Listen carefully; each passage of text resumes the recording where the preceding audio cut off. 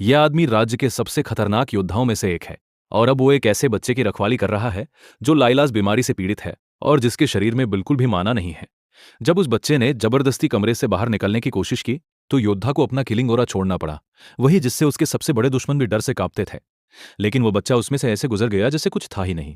पर यह कैसे मुमकिन था? हवेली का सबसे इज्जतदार योद्धा एक बच्चे को नहीं रोक पाया। वो बच्चा कायल सुल्तान है और उसका जन्म मरने के लिए ही हुआ था। इस दुनिया में माना पानी जैसा है और हर किसी को जिंदा रहने के लिए इसकी जरूरत होती है। कायल माना के बिना तड़प रहा था और इसी वजह से वो 20 साल से पहले मर जाता। लेकिन जो किसी ने नहीं बताया वो ये था कि ये बच्चा एक ऐसे खिलाड़ी का पुनर्जन्म था जिसने उस गेम में 10 साल बिताए थे। वो शख्स जो इस दुनिया का हर एक राज जानता था, कायल की किस्मत सहित।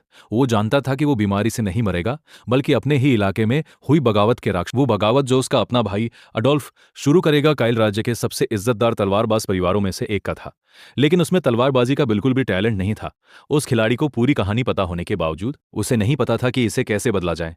तो वो पागल होने लगा, नौकरानियों पर सारा गुस्सा निकालने लगा, जब तक उसके पिता के पास उसे कमरे में बंद करने के अलावा कोई चारा नहीं बचा। ये जानते हुए कि उसका परिवार बर्बाद होने वाला है, तलवार या जादू का कोई टैलेंट नहीं, बचने का कोई असली मौका नहीं, और अभी भी कमरे में बंद। हाँ, किस्मत ने इस बार सच में बहुत कसकर मारा। उसकी किस्मत पहले से तय होने के बाद उसके पीछे एक रोशनी आती है, कुछ चमकते हुए जादुई गोले लेकर। वो हैरान है क्योंकि उसने गेम में ऐसा कभी नहीं देखा था। समझ नहीं आ रहा था क्या करे। उसने एक गोले को छुआ जिससे सिस्टम नोटिफिकेशन आए और उसकी गेम प्रोफाइल खुल गई। उसे ऐसे टैलेंट मिले जो उसे पता भी नहीं थे। चूंकि उसने उस गेम में सालों बिताए थे, उसे ज्ञान, राज और यहां तक कि आने वाली तबाहियों का भी पता था। उसके पास दुनिया का सबसे ताकतवर मेज बनने के लिए जो चाहिए वो सब था। वो ट्रेनिंग शुरू करता है, माना को तेज एनर्जी ब्लास्ट में बदलता है और उन्हें सीधे दीवार पर दागता है। धीरे धीरे एनर्जी उसके बंद चैनलों से बहने लगती है, उस बीमारी को मिटाने में सफल होती है और अब वो आखिरकार आजाद है। इस बीच महल की रसोई में जियल नाम की एक लड़की युवा मालिक के लिए खाना पहुंचाने की कोशिश करती है। बाकी नौकरानियां मना करती है, कायल की सेवा करने से उसके बर्ताव के विरोध में। जब जियल अपना काम करने का फैसला करती है तो उसकी एक सकर्मी उसके हाथ से थाली गिरा देती है और उसे मारती है। ये दृश्य लियोन के आने से रुकता है, जो हवेली का एक इज्जतदार रईस है, जो खाना दोबारा बनाने और पहुंचाने का आदेश देता है। इस बीच कायल अपने कमरे में सोच रहा था कि इन दो नए टैलेंट से मार्की परिवार की किस्मत कैसे बदले। जब उर्जियल आखिरकार कायल के कमरे में खाना लेकर आती है, तब भी गर्म कायल अपनी इनसाइट क्षमता इस्तेमाल करता है और पता चलता है कि उसमें कई टैलेंट है। वो और भी ज्यादा हैरान हो जाता है जब पता चलता है कि उसमें टॉप टियर टैलेंट है। एक साल पहले की एक याद अनलॉक होती है। पता चलता है कि जियल को कायल ने एक नीलामी में $2 में खरीदा था। आखिर में उसने उसे गुलामी से आजाद कर दिया, उसे उसकी आजादी दी। लड़की उसे दी गई आजादी से इतनी प्रभावित हुई कि उसने वादा किया कि वो जहां भी जाएगा उसके साथ जाएगी। अब कायल समझता है कि वो कितनी कीमती है। मूल गेम में जियल एक किरदार के रूप में थी ही नहीं, क्योंकि वो बगावत में किसी खिलाड़ी से मिलने से पहले ही मर चुकी थी। वो इसे बदलने का फैसला करता है, उसे बताता है कि वो उसे अपना टैलेंट इस्तेमाल करना सिखाएगा। जियल यह सुनकर बहुत खुश होती है और उसके प्रति चाहत और भी बढ़ जाती है। कुछ दिन बाद कायल को बाहर से सारे माना पार्टिकल्स सोखने के लिए कमरे से बाहर जाने की अनुमति मिलती है।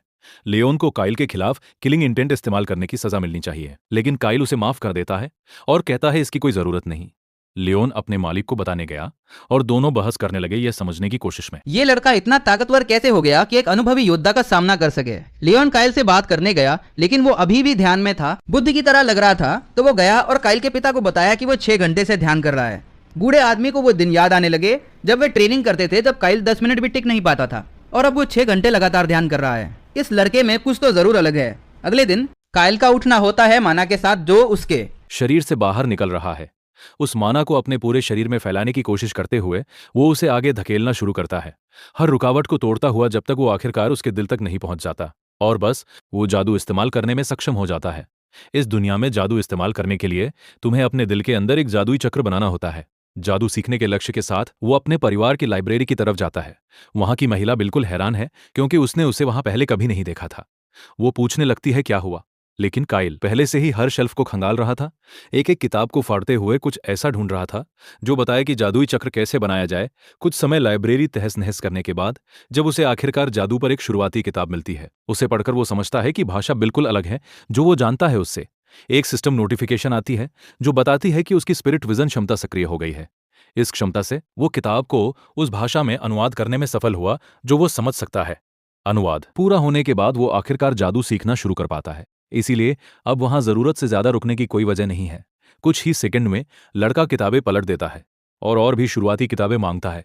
चालाकी से वो सभी को उधार लेने और महल में अपने कमरे में ले जाने का फैसला करता है। ये आखिरी बैच की मांगे हैं और इनसे पूरा कमरा कागजों से भर जाता है। ये बहुत अजीब है कि गोरा आदमी पूछता है कि सब ठीक तो है, क्योंकि उसने इस बच्चे को पहले कभी पढ़ते नहीं देखा था। लाल बालों वाली सच में चिंतित हो जाती है। एक बार में बहुत ज्यादा मांगे थीं और वो डरती है कि कुछ बुरा होने वाला है। आखिरकार लड़का पहले पढ़ने से नफरत करता था और अचानक वो ऐसी रुचि दिखा रहा है जो उसने कभी नहीं देखी। जब वो लड़के को जादू के बुनियादी सिद्धांत पढ़ते देखता है तो योद्धा को उसकी माना बीमारी याद आती है। लड़का चालाक होकर अंदाजा लगाता है कि वो आदमी क्या कहने वाला है और टिप्पणी करता है कि जादू सीखना मुश्किल है, लेकिन वो सही है और उस घर में हर कोई सोच रहा होगा कि बच्चा अभी जो कर रहा है वो बहुत अजीब है। चूंकि वो परिवार का बदनाम बच्चा है, कोई हैरान नहीं होगा अगर वो कभी कभी अजीब तरह से बर्ताव करे। लेकिन वो याद करता है जो उसने पहले कहा था, वो जवान नहीं मरना चाहता और उसे चीजें आजमाने होंगी, उसे सब कुछ आजमाना होगा। प्रेरित होकर वो कहता है कि वो इस अभिशप्त हालत को सुलझाने के लिए जो कर सके करेगा। तो उसकी योजना है थोड़ा लेट जाना और आराम करते हुए जितना हो सके पढ़ना। युवा मालिक जिसे योद्धा याद करता है वो अब बिल्कुल अलग है। उसे वो समय याद आता है जब लड़का तलवारबाजी की क्लास के बाद रो रहा था। उसने कहा था कि उसके पिता ने उससे कहा था कि उन्हें उस वक्त उस जैसे कमजोर की जरूरत नहीं थी। वो बस एक कमजोर रोने वाला बच्चा था जो किसी भी समस्या से नहीं निपट सकता था। अचानक मुख्य किरदार देखता है कि उसके दोस्त को एक नया दर्जा मिला है, पसंदीदा। शायद वे अब काफी करीब आ रहे हैं और गार्ड बाहर रहता है ताकि वो रास्ते में ना आए। उनके बीच चीजें बदल रही है और शायद ये इसलिए है क्योंकि उसने पढ़ाई शुरू की। शायद एक बार में ढेर सारी किताबें पढ़ना जाता है। अब जब गार्ड चला गया तो लड़का आखिरकार अकेला है किताबों के पहाड़ के साथ। अब वो अपनी इनसाइड जादू का इस्तेमाल करके असल में पढ़ना शुरू कर सकता है। जादू की तरह सारी किताबें एक साथ डिकोड होने लगती है। पागलपन की तेजी से उसकी स्किल की रफ्तार बेहद तेज है। इसके अलावा मुश्किल हिस्सों को उनके अलग फोल्डर में सेव किया जा रहा है। समय के साथ चक्र बनाने के सिद्धांत डिजिटाइज होते हैं और डेटाबेस में सेव होते हैं। उसकी समझ बढ़ती है जैसे जैसे किताबें थोड़ी थोड़ी डिकोड होती हैं। अब डिकोड किए गए डेटा का उपयोग करके उसकी योजना एक जादुई चक्र बनाने की है। बुनियादी बातों के साथ वो आखिरकार एक बनाने की न्यूनतम शर्तें पूरी करता है। उस सुनहरे रास्ते पर माना को गाइड करते हुए वो जो चाहता था वो बनाने में सफल होता है। जितना हो सके ध्यान केंद्रित करते हुए वो अपनी सारी नीली शक्ति का उपयोग करता है अपनी छाती में जादू को हिलाने के लिए। ये प्रक्रिया दर्दनाक और कठोर है, जैसे उसका दिल जलने वाला हो। फिर भी उसे अंत तक टिके रहना होगा, वरना माना उसके शरीर में बुरी तरह वापस आ जाएगा और उसके अंगों को नुकसान पहुंचाएगा। जादू नियंत्रण से बाहर होने लगता है, किताबें पूरे कमरे में उड़ा देता है, जबकि वो थोड़ा और टिका रहता है। काफी मेहनत के बाद वो आखिरकार अपना पहला माना चक्र बनाने में कामयाब होता है। बंद माना चैनलों को कमजोर करते हुए अब उसका माना उसके शरीर में बंद नहीं है, ये बाहर बह रहा है। पहले से ज्यादा ताकतवर वो खुश है कि उसने अपना लक्ष्य हासिल किया और अब जादू जैसे चाहे इस्तेमाल कर सकता है। फिर उसे एहसास होता है कि सुबह हो गई है और उसने बिना ध्यान दिए पूरी रात यह काम किया। उसके पास मुश्किल से समय होता है यह सोचने का कि उसकी दोस्त नाराज होने वाली है, इससे पहले कि वो बेहोश हो जाए। अगली सुबह लड़की लड़के के लिए नाश्ता लाती है और उसे फर्श पर बेहोश पाती है। वो बिल्कुल हैरान है और उसे जगाने की कोशिश करती है, साथ ही सारी किताबों के साथ बिखरे हुए कमरे को समझने की भी कोशिश करती है। बस एक रात में मुख्य किरदार ने अपना सारा माना खर्च कर दिया जो उसने दिनों में जमा किया था उस चक्र को बनाने के लिए। और अब से एक जादूगर के रूप में उसकी जिंदगी का बिल्कुल नया अध्याय शुरू हुआ है। अध्याय 7। रसोई में नौकरानी खुशी खुशी एक स्वादिष्ट खाना बना रही है।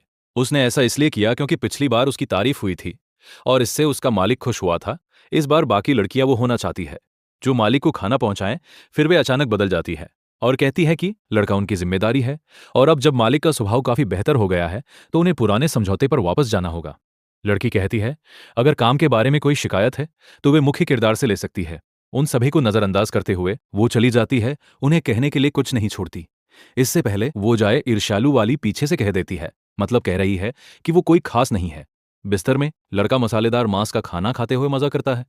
पिछली बार से रेसिपी में बदलाव किए गए हैं इसे दिन ब दिन और स्वादिष्ट बनाने के लिए। चूंकि वो हर दिन कड़ी ट्रेनिंग कर रहा है, उसने हेड शेफ से कुछ और रेसिपी भी सीखी है। इसके अलावा लड़का जानना चाहता है कि स्पिरिट जादू के साथ चीजें कैसे चल रही है। शुरुआत के लिए उसे उस जादू की शुरुआती किताब चाहिए और लड़की बहुत होशियार है, उसने पहले से ही आधी सामग्री बिना किसी जादुई मदद के पढ़ ली है। जो उसने अभी तक पढ़ा है उससे लगता है कि वो एक मेहनती परिवार से है और समय के साथ धीरे धीरे सीखती है। अपनी उम्र के हिसाब से वो काफी टैलेंटेड है, लेकिन अभी भी काफी नहीं है। किताब बंद करते हुए वो कहता है कि उसके पास अभी समय नहीं है और उसे और ज्यादा सीखने के लिए ताकतवर होना होगा। 2 महीने में परिवार उत्तराधिकार समारोह आयोजित करेगा और उस दिन कुछ होगा। दूसरे बेटे अडोल्फ के नेतृत्व में एक तख्ता पलट मार्की परिवार को बर्बाद कर देगा। अगर वे बगावत में मरना नहीं चाहते तो सबको ताकतवर होना होगा, खासकर उसे। वो आदेश देता है कि रसोई का काम कोई और संभाले, जबकि वो पढ़ाई पर ज्यादा ध्यान दे। लेकिन वो कहती है कि वो दोनों में कड़ी मेहनत करेगी, क्योंकि वो नहीं चाहती कि उसके मालिक की देखभाल कोई और करे। बहुत रोते हुए वो विनती करती है कि उसे इसे करने की अनुमति दी जाए, बजाय दूसरों पर छोड़ने के। ये युवा आदमी को हैरान करता है और वो समझता है कि वो किससे आ रही है। उसका परिवार टूट गया और वो रात भर में रईस से गुलाम बन गई। उसने दूसरे महाद्वीपों पर परिवार से संपर्क भी खो दिया, यह न जानते हुए कि वे जीवित थे या मृत। उसकी जिंदगी आखिरकार फिर से स्थिर होने लगी थी, और जब उसे पता चला कि उसे स्पिरिट जादू सीखना है तो वो हिल गई। शायद वो सोचती है कि अगर उसने अपना काम अच्छे से नहीं किया तो उसे हवेली से निकाल दिया जाएगा। लेकिन वो उसे फिर से आश्वस्त करता है, कहता है कि वो वही व्यक्ति है जिस पर वो भरोसा करता है। वो कहता है कि वो किसी को नहीं छोड़ता है जो उसके हैं, और वो वादा करता है कि उसने उसे ये सब बिना किसी बहुत महत्वपूर्ण कारण के नहीं कहा। उसकी स्किल्स इतनी अच्छी और सावधान है कि अगर वो कड़ी मेहनत करती रही तो उसे हेडमेड के पद पर पदोन्नत किया जाएगा। लेकिन हवेली में ढेर सारे कर्मचारी हैं जो किसी भी वक्त उसकी जगह ले सकते हैं। तो वो पूछता है कि क्या वो जानना चाहती है कि क्या होगा अगर वो इस कला में ट्रेनिंग करे। उस तरह की क्षमता वाले जादूगर बेहद सम्मानित और दुनिया में कहीं भी बेहद दुर्लभ है। अगर वो पढ़ाई करे तो वो एक अद्भुत जादूगर बन जाएगी और हर कोई उसका सम्मान करेगा, और तब तक कोई नहीं होगा जो उस क्षेत्र में उसकी जगह ले सके। यह अविश्वसनीय लगता है और वो खुद यकीन नहीं कर पाती कि वो ये कर सकती है। उसे जरूरी किताबें देते हुए वो आदमी कहता है कि वो सर्वकालिक महान बनेगी। वो गले लगाकर उपहार स्वीकार करती है, अपने मालिक पर भरोसा करती है, और अब उनका रिश्ता और बेहतर हो गया है 60 तक। उसके बाद लड़की को मालिक की व्यक्तिगत नौकरानी के रूप में नियुक्त किया जाता है ताकि वे एक साथ पढ़ाई कर सकें। लड़के की व्यक्तिगत जरूरतों का ख्याल रखते हुए वो एक निजी कमरे में रहने लगती है। अब से वो उसकी नई जगह होगी जहां वो शांति से पढ़ाई और ट्रेनिंग कर सकती है। सुरक्षा के लिए काफी बेहतर है, और उसे बाकी ईर्ष्यालु लड़कियों की चिंता नहीं करनी। उसे यह पसंद है क्योंकि अब वो अपने मालिक के कमरे के बहुत करीब है। दोनों मिलकर कड़ी मेहनत करने और जीवित रहने का फैसला करते हैं, चाहे जो भी हो। जबकि वो अपने कमरे में पढ़ रही थी, वो लड़के को बगीचे में टहलते देखती थी। हर बार जब वे दोनों मिलते वे एक दूसरे के और करीब होते और उनका रिश्ता बेहतर होता। बाद में योद्धा को कुछ जरूरी खबर सुननी पड़ती है। पता चलता है कि ये महान मालिक अडोल्फ के बारे में है, जिसे पता चला कि उसका छोटा भाई बदल गया है। वो हाल ही में काफी ताकतवर हो गया है और हर एक दिन ट्रेनिंग करता रहा है। जादुई पढ़ाई पर ध्यान देने के अलावा उसका स्वभाव भी काफी बेहतर हुआ है और वो अब परेशान करने वाला नहीं है। यह एहसास करते हुए कि उसका भाई आखिरकार परिपक्व हो गया है, वो सोचता है कि बड़े भाई के रूप में थोड़ी मुलाकात करनी चाहिए। अध्याय 8। लड़के की सुबह की सैर में हमेशा अपने दोस्त से मिलने का एक पल शामिल होता है। इस बार वो नजरों से दूर कहीं जाने की योजना बना रहा है। वो कहता है ये सब एक जादुई प्रयोग करने के लिए है। वे राज्य के इलाके के बाहर एक जगह जाते हैं, घने पेड़ों से छुपी हुई। जबकि वो ट्रेनिंग करता है, उसके दोस्त को यह सुनिश्चित करना है कि कोई पास ना आए ताकि उनका रहस्य बाहर ना हो। गोरा लड़का चिंतित है क्योंकि उसके दोस्त को उस बीमारी के साथ ट्रेनिंग नहीं करनी चाहिए। लेकिन मौजूदा मालिक काइल बिल्कुल अलग है और असल में एनर्जी को नियंत्रित कर सकता है। वो अपने सामने एक पेड़ पर एक ताकतवर जादुई मिसाइल दागता है। विस्फोट इतना बड़ा है कि दोनों उस शक्ति और टैलेंट से चौंक जाते हैं। हमले ने पेड़ को भी नष्ट कर दिया, जिससे साफ है कि परीक्षण काम किया। आवाज इतनी तेज थी कि शायद हवेली से सुनी गई हो, लेकिन ओरा ने शोर को दबा दिया। गोरे लड़के की तेज प्रतिक्रिया सही समय पर उनके रहस्य की रक्षा करने आई। काइल कहता है कि उसने कुछ दिन पहले अपना पहला जादुई चक्र बनाया था, उस किताब में दिए निर्देशों का पालन करके जो उसने उधार ली थी, और उसके साथ ओरा का उपयोग करते हुए वो उस बीमारी से उबरने में सफल रहा जो उसे रोज परेशान करती थी, मुस्कुराते हुए जादू दिखाते हुए। वो कहता है कि वो जवान मरने का इरादा नहीं रखता। आखिरकार वो आदमी समझता है कि उसके दोस्त के बारे में पिछले कुछ दिनों में क्या अलग लग रहा था। वो अपने छोटे भाई को खुद अपने दिमाग से खुद को ठीक करने के लिए बधाई देता है। उनका रिश्ता उसी तरह बेहतर होता है जैसा किसी से उम्मीद होती है जो दृढ़ता का सम्मान करता है। लेकिन वो जादुई मिसाइल है, अभी भी पहले चक्र की है, और ये किसी बड़े ताकतवर के मुक्के जितनी मजबूत नहीं होनी चाहिए। अजीब बात यह है कि शक्ति चौथे स्तर के चक्र जैसी लगती है। ये पागलपन है कि उसने चौथी रैंक की क्षमता अनलॉक कर ली, हालांकि वो एक शुरुआती जादूगर है। शायद लड़का एक प्रतिभाशाली है जिसे पहले कभी पहचाना ही नहीं गया। अपनी स्किल की वजह से वो लाइब्रेरी की सारी किताबें पढ़ने में कामयाब रहा और खुद को पहले चक्र बनाने के महीनों की पढ़ाई बचा ली।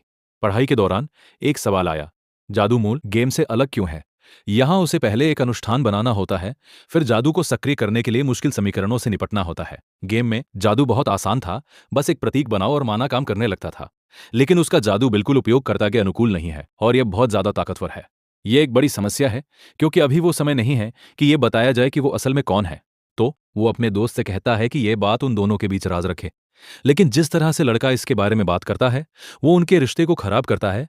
क्योंकि वो आदमी इस तरह की बात पसंद नहीं करता है। इसकी वजह है कि वो नहीं चाहता कि लोगों को पता चले वो कितना ताकतवर है, और उसे याद है कि बगावत 2 महीने में हो रही है। ये गोरे लड़के को डरा देता है। परंपरागत रूप से परिवार योग्यता के आधार पर उत्तराधिकारी चुनता है। वे स्वभाव, तलवारबाजी, टैलेंट और अन्य कारकों को भी देखते हैं। उसके आधार पर हर किसी का मूल्यांकन होता है और फिर सबसे होनहार वारिस चुनने का समय आता है। अभी 2 मुख्य दावेदार हैं जिनके बारे में सबसे ज्यादा चर्चा है। एक है सबसे बड़ा बेटा महान एबेल, और दूसरा बेटा क्रूर और चालाक अडोल्फ।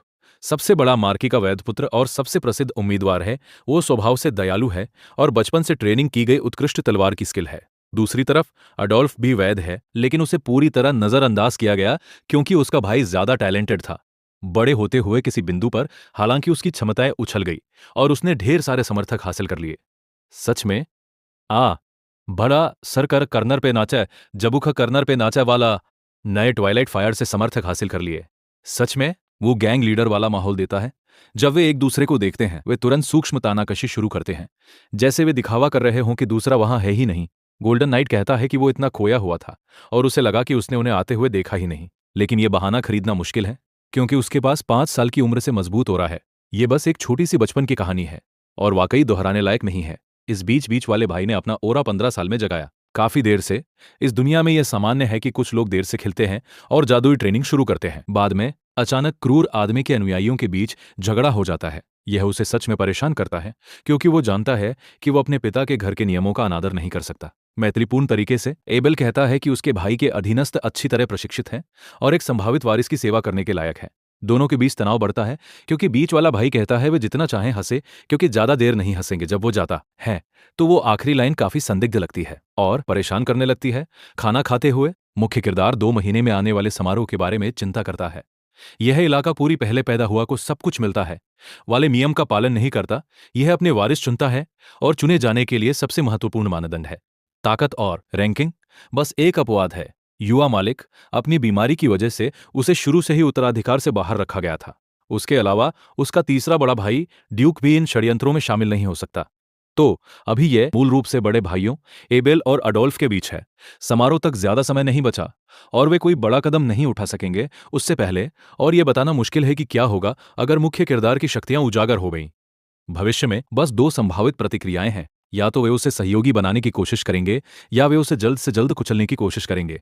यह चरम है, लेकिन इतिहास में उत्तराधिकार संघर्षों के दौरान खून बहाया गया है। गेम की कहानी के अनुसार बीच वाला भाई निश्चित रूप से नायक को खत्म करने की कोशिश करेगा और शुरू से वो पूरे परिवार को मिटाने की योजना बना रहा था ताकि वो राज कर सके। तो मुख्य किरदार का मौजूदा लक्ष्य अपनी बीमारी को दूर करना और अच्छे लोगों के साथ गठबंधन बनाने की कोशिश करना है।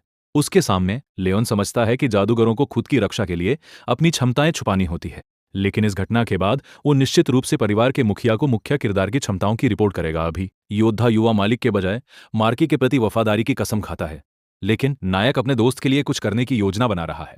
यह गोरे लड़के को चिंतित करता है। यकीन नहीं कि मुख्य किरदार सच में जादूगर बनने की बात को गंभीरता से ले रहा है या नहीं, और उसे पता है कि उसके पिता को अगर पता चलेगा कि उसका सबसे छोटा बेटा ताकतवर हो रहा है तो वो बहुत गर्वित होगा।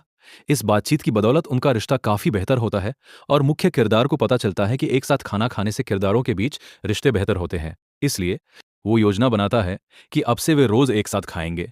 रात होती है और बच्चा अपने अनुष्ठान लगातार पढ़ता रहता है। अगर वो उन्हें जादू का उपयोग करके सक्रिय करे तो वो तेजी से ताकत हासिल कर सकता है, बेहद तेजी से। लेकिन वो समझ नहीं पा रहा कि गेम की विधि उसे इस तरह ताकतवर क्यों बना रही है। किसी बिंदु पर उसे निश्चित रूप से दूसरों को अपनी शक्तियां दिखानी होंगी। इस दुनिया में माना सक्रियण धीमा और मुश्किल है, लेकिन अपनी शक्ति को और सटीक तरीके से नियंत्रित करने के लिए वो कुछ तरीकों के बारे में सोचना शुरू करता है। कुछ फायदों और रणनीतियों का उपयोग करते हुए वो दोनों को मिला सकता है और ढेर सारी शक्ति हासिल कर सकता है। समस्या यह है कि यह बेहद खतरनाक है और एक जादुई विस्फोट वहीं हो सकता है। फिर भी वो चलता रह सकता है और कोशिश कर सकता है क्योंकि वो जानता है कि यह पूरी तरह असंभव नहीं है। जोखिम बेशक ज्यादा है, लेकिन इनाम भी है और वो जिंदगी में कहीं नहीं पहुंचेगा अगर वो कभी कभी खुद को खतरे में नहीं डालता। अचानक उसका माना उसके शरीर से बाहर निकलने लगता है, कमरे में पागलों की तरह उछलता है। चीजें काफी खतरनाक हो जाती है और उसे ढेर सारी विस्फोट चेतावनियां मिलती है। फिर भी वो योजना पर टिका रहता है और अनुक्रमों का विश्लेषण और सक्रियण शुरू करता है। रास्तों को मिलाने में कामयाब होता है ताकि गंभीर नुकसान पहुंचाया जा सके। अपने कमरे में वो एक बिल्कुल नए तरह का जादू बनाता है, कुछ बिल्कुल नया और सच में शक्तिशाली। इस बार वो सक्रियण को मिलाने और एक जादुई मिसाइल बनाने में कामयाब होता है। अब जब प्रक्रिया की नींव तैयार है, वो और भी ज्यादा शक्ति हासिल करने की कोशिश करना चाहता है। लेकिन तभी खतरा असली हो जाता है और विस्फोट ध्यान खींचते हैं। उस पल एक नौकरानी गुजरती है, चिंतित होकर यह जांचना चाहती है कि उसका मालिक ठीक तो है। सौभाग्य से लड़का ठीक है, लेकिन कमरे में अब दीवार में एक छेद है। एक होशियार योजना निश्चित रूप से यह प्रयोग घर के बाहर करना होगी। शायद इसीलिए नोटिफिकेशन आती रहती है और उसे ट्रेनिंग के लिए एक वर्कशॉप स्थापित करने की जरूरत है। तभी योद्धा प्रकट होता है, शोर से चौंक कर। रसोई में सूप का स्वाद थोड़ा अजीब है, नमक नहीं बेकार, उबाऊ। अचानक एक और नौकरानी देखती है कि सूप मेहनती लड़की बना रही है। वो डेजी है, उसकी एक दोस्त और सच में एक दयालु इंसान। लेकिन लड़की करीब जाने से डरती है, क्योंकि नौकरानियों के साथ उसकी आखिरी मुलाकातें बुरी रही। डेजी बाकी लड़कियों से अलग है और उसे खाना बेहतर नमक करने के तरीके बताती है। वो एक ऐसे सामग्री के बारे में बताती है जो इसे भरपूर स्वादिष्ट स्वाद देती है। जब वो मसालेदार खाना चखती है, लड़की हैरान है कि यह कितना अच्छा निकलता है। ये देखकर कि डेजी शांत है, वो उससे खाना पकाने की तकनीक सिखाने को कहती है। सौभाग्य से उसकी दोस्त उस छोटे सीखने के पल को एक साथ करने में खुश है। दोनों एक साथ खाना पहुंचाने जाती हैं और वे मालिक के बारे में बातें करती हैं। रास्ते में डेजी मानती है कि जब उसने सुना कि वो अपने लिए एक नौकरानी चाहता है तो वो चिंतित हो गई थी। सौभाग्य से मुख्य किरदार हाल ही में काफी सम्मानजनक तरीके से बर्ताव कर रहा है और एक बुरा इंसान नहीं है। जब वो पढ़ाई कर रहा होता है, उसे पता चलता है कि डेजी ने वैसे ही उसके बारे में पूछा जैसा उन्होंने सहमति दी थी, जबकि येल अपने दोस्त की मौजूदा हालत के बारे में कुछ नहीं कहती। डेजी को अच्छा काम करने और सही फैसला लेने के लिए तारीफ मिलती है। उसने सोचा था कि अधीर वाले पहले से कोई कदम उठा चुके होते, लेकिन रस्सी उससे ज्यादा लंबी है जितनी दिखती है। अधीर होना बिल्कुल वैसा ही है जैसा बीच वाले भाई से उम्मीद होती। यह साफ है कि वो जल्दी में है ताकि अपनी बुरी योजनाएं अंजाम दे सके। अपने दफ्तर में मार्की बिल्कुल पागल हो जाता है जब उसे पता चलता है कि उसके बेटे ने बीमारी को दूर कर लिया। वहां लेओन है जो बता रहा है कि लड़का जादू की पढ़ाई कर रहा है। वो पहले चक्र तक भी पहुंच गया, बिना किसी टैलेंट के। या परिवार के मुखिया को हैरान कर देता है, यकीन नहीं कि यह चमत्कार कैसे हुआ। आखिरकार उसे याद है कि मुख्य किरदार बेहद खराब स्वास्थ्य में था और मूल रूप से उदास जिंदगी जी रहा था। उसकी वजह से दोनों ने काफी लड़ाई की और दुश्मनों की तरह बहस की। एक बेहद बुरे पल में लड़का अपने ही पिता को यह कहते सुनता है कि उन्हें उस जैसा बेटा कभी नहीं चाहिए था, जो बस परेशानी खड़ी करता हो। साफ दिखता है कि वो आदमी गर्मी के पल में ऐसी बातें करने का अफसोस करता है। उस बीमारी को दूर करने के लिए तुम्हें जादू का कोई पागल असामान्य टैलेंट चाहिए होगा, और इस तरह की चीज बस 5 साल की उम्र में दिखती है। शायद ये 13 साल में किसी के इसे करने का एकमात्र ज्ञात मामला है। और इसमें कोई संदेह नहीं कि काइल ने अपनी समस्याओं से पार पा लिया, चूंकि वो जादू को भी नियंत्रित कर सकता है। ये निश्चित रूप से एक अविश्वसनीय चमत्कार है। और बच्चा शायद अभी भी अपने पिता से नाराज है, लेकिन योद्धा कहता है कि कोई नाराजगी नहीं है, असल में उल्टा है। लड़के ने यहां तक कहा कि वो परिवार के मुखिया से व्यक्तिगत रूप से बात करना चाहता है, क्योंकि वो मूल रूप से घर में बंद है और बाहर जाने के लिए मार्की की अनुमति चाहता है। और वो जोर देता है कि उसके पिता जानते हैं कि वो आमने सामने मिलना चाहता है। उससे वो आदमी निष्कर्ष निकालता है कि उनके बीच अभी कोई नाराजगी नहीं हो सकती। ये तबाह हो चुके पिता को खुश करता है, जो आखिरकार अपने बेटे से मिल सकता है। ठीक उसी वक्त लड़का अच्छे कपड़े पहनकर मार्की से मिलने के लिए प्रकट होता है। अध्याय 11। वो तलवारबाजों के सम्मानित परिवार का मुखिया है, जिसने पीढ़ियों से सीमा को राक्षसों से बचाया है। पूरे महाद्वीप पर केवल 5 तलवार मास्टर्स में से एक, और आखिरी और सबसे महत्वपूर्ण नायक के पिता उसके करीब जाने से लड़के के हाथ बिना किसी स्पष्ट कारण के कांपने लगते हैं।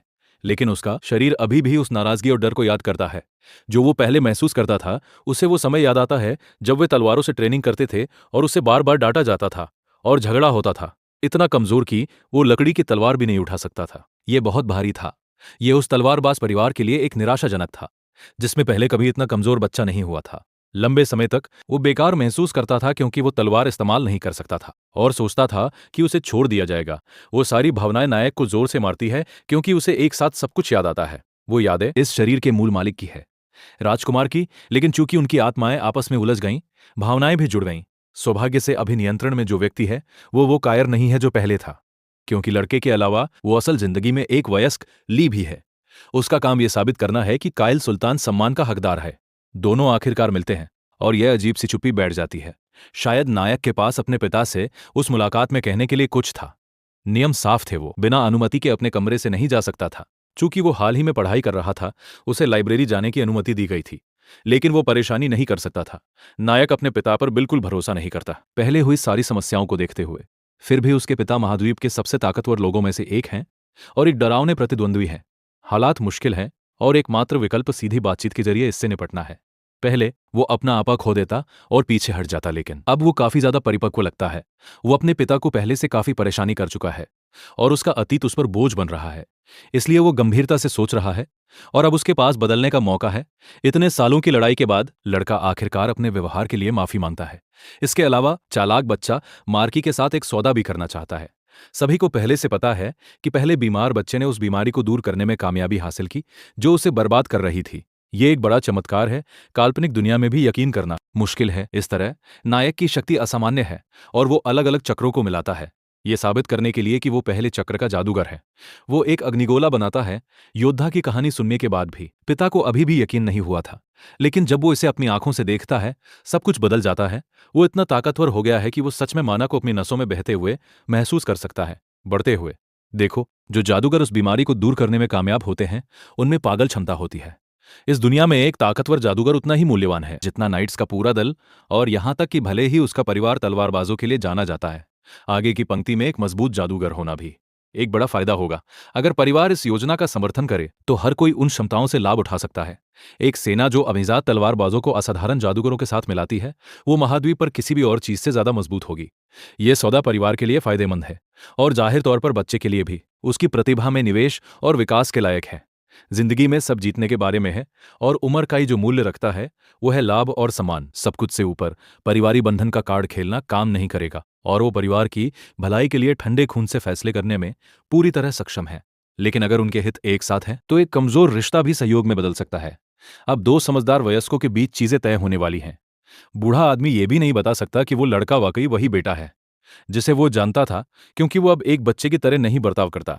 वो बड़ा हुआ लगता है। तो उसने उनसे उतने दुर्लभ टैलेंट में निवेश करने को कहा जितना उसका है। बातचीत इतनी अच्छी रही कि उसने ये पता लगा लिया कि दूसरी तरफ क्या चाहिए और उसका उपयोग सौदेबाजी के लिए किया। उसे बिल्कुल वो मिला जो वो चाहता था, अपनी शक्ति और अधिकार का उपयोग करते हुए। एक ऐसे बच्चे को इस तरह बात करते देखना पागलपन है जो कभी किताबें जलाता था। एक बच्चा जिसे कभी परिवार के लिए निराशा माना जाता था, वो बड़ा हुआ और सुधरा है। अब जब उसे मूल्यवान माना जाता है तो वे उसकी पढ़ाई के लिए फंडिंग के साथ जादुई पत्थर भी प्रदान करेंगे। लेकिन सच में उसे खुद को साबित करना होगा और अपने पिता को निराश नहीं करना होगा। कुछ दिन बीत जाते हैं और उसके दोस्त उसके कमरे में आते हैं। सब कुछ अब काफी आलीशान है और जादूगरों के लिए एक व्यक्तिगत वर्कशॉप है। अंदर दीवारों में जादुई बाधा से मजबूत किया गया है। इसके अलावा जगह सभी तरह के औजारों, औषधियों और कलाकृतियों से भरी है। योद्धा हैरान है क्योंकि इसमें पागलपन की रकम खर्च हुई होगी। सौभाग्य से उसके प्यारे पिताजी हर एक पैसा चुकाने से ज्यादा खुश थे। ये अप्रत्याशित है कि वो मूडी आदमी अपने ही बेटे के आकर्षण से जीत गया। जियल भी हैरान है क्योंकि कमरे के अंदर स्पिरिट जादू को स्वतंत्र रूप से इस्तेमाल करना मुश्किल है। इसीलिए उसके दोस्त ने उसके लिए एक अलग जगह बनाई। जगह में कंपनरोधी उपकरण लगाए गए हैं ताकि वो स्वतंत्र रूप से अभ्यास कर सके और उसे जब चाहे पढ़ाई के लिए वर्कशॉप इस्तेमाल करने की अनुमति है, क्योंकि नायक चाहता है कि वो भविष्य में उसकी दाहिनी हाथ बने, न केवल एक नौकरानी के रूप में बल्कि एक अभूतपूर्व स्पिरिट जादूगर के रूप में। ये उसे काफी रुलाता है क्योंकि वो पहले से ही हर दिन बिना आराम किए काम करती है। उसका लक्ष्य है जो कुछ भी वो सीख सकती है वो सीखना और किसी काम की बनना। उनका रिश्ता और भी मजबूत होता है और सब कुछ ठीक लगता है। अचानक कुछ पत्थर चमकने लगते हैं, लड़की का ध्यान खींचते हैं। स्पिरिट चक्र प्रतिक्रिया कर रहा है और नियंत्रण से बाहर लगता है। अनुष्ठान से एक अजीब तरह की रोशनी निकलती है, एक अधूरी स्पिरिट बनाते हुए, और सच में ये बहुत प्यारी है।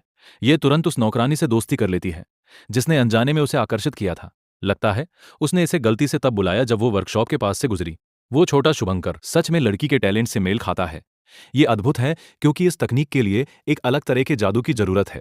उसकी भावनाओं ने शायद स्पिरिट पत्थर को प्रतिक्रिया देने और वो शुभंकर बनाने में मदद की। पत्थर अभी खरीदे ही गए थे और अब वे तुरंत खर्च हो गए। लड़के को उम्मीद नहीं थी कि ये कहानी में इतनी जल्दी होगा। इसके अलावा ये प्राणी उच्च स्तर का है और इनसाइट से पहचाना नहीं जा सकता।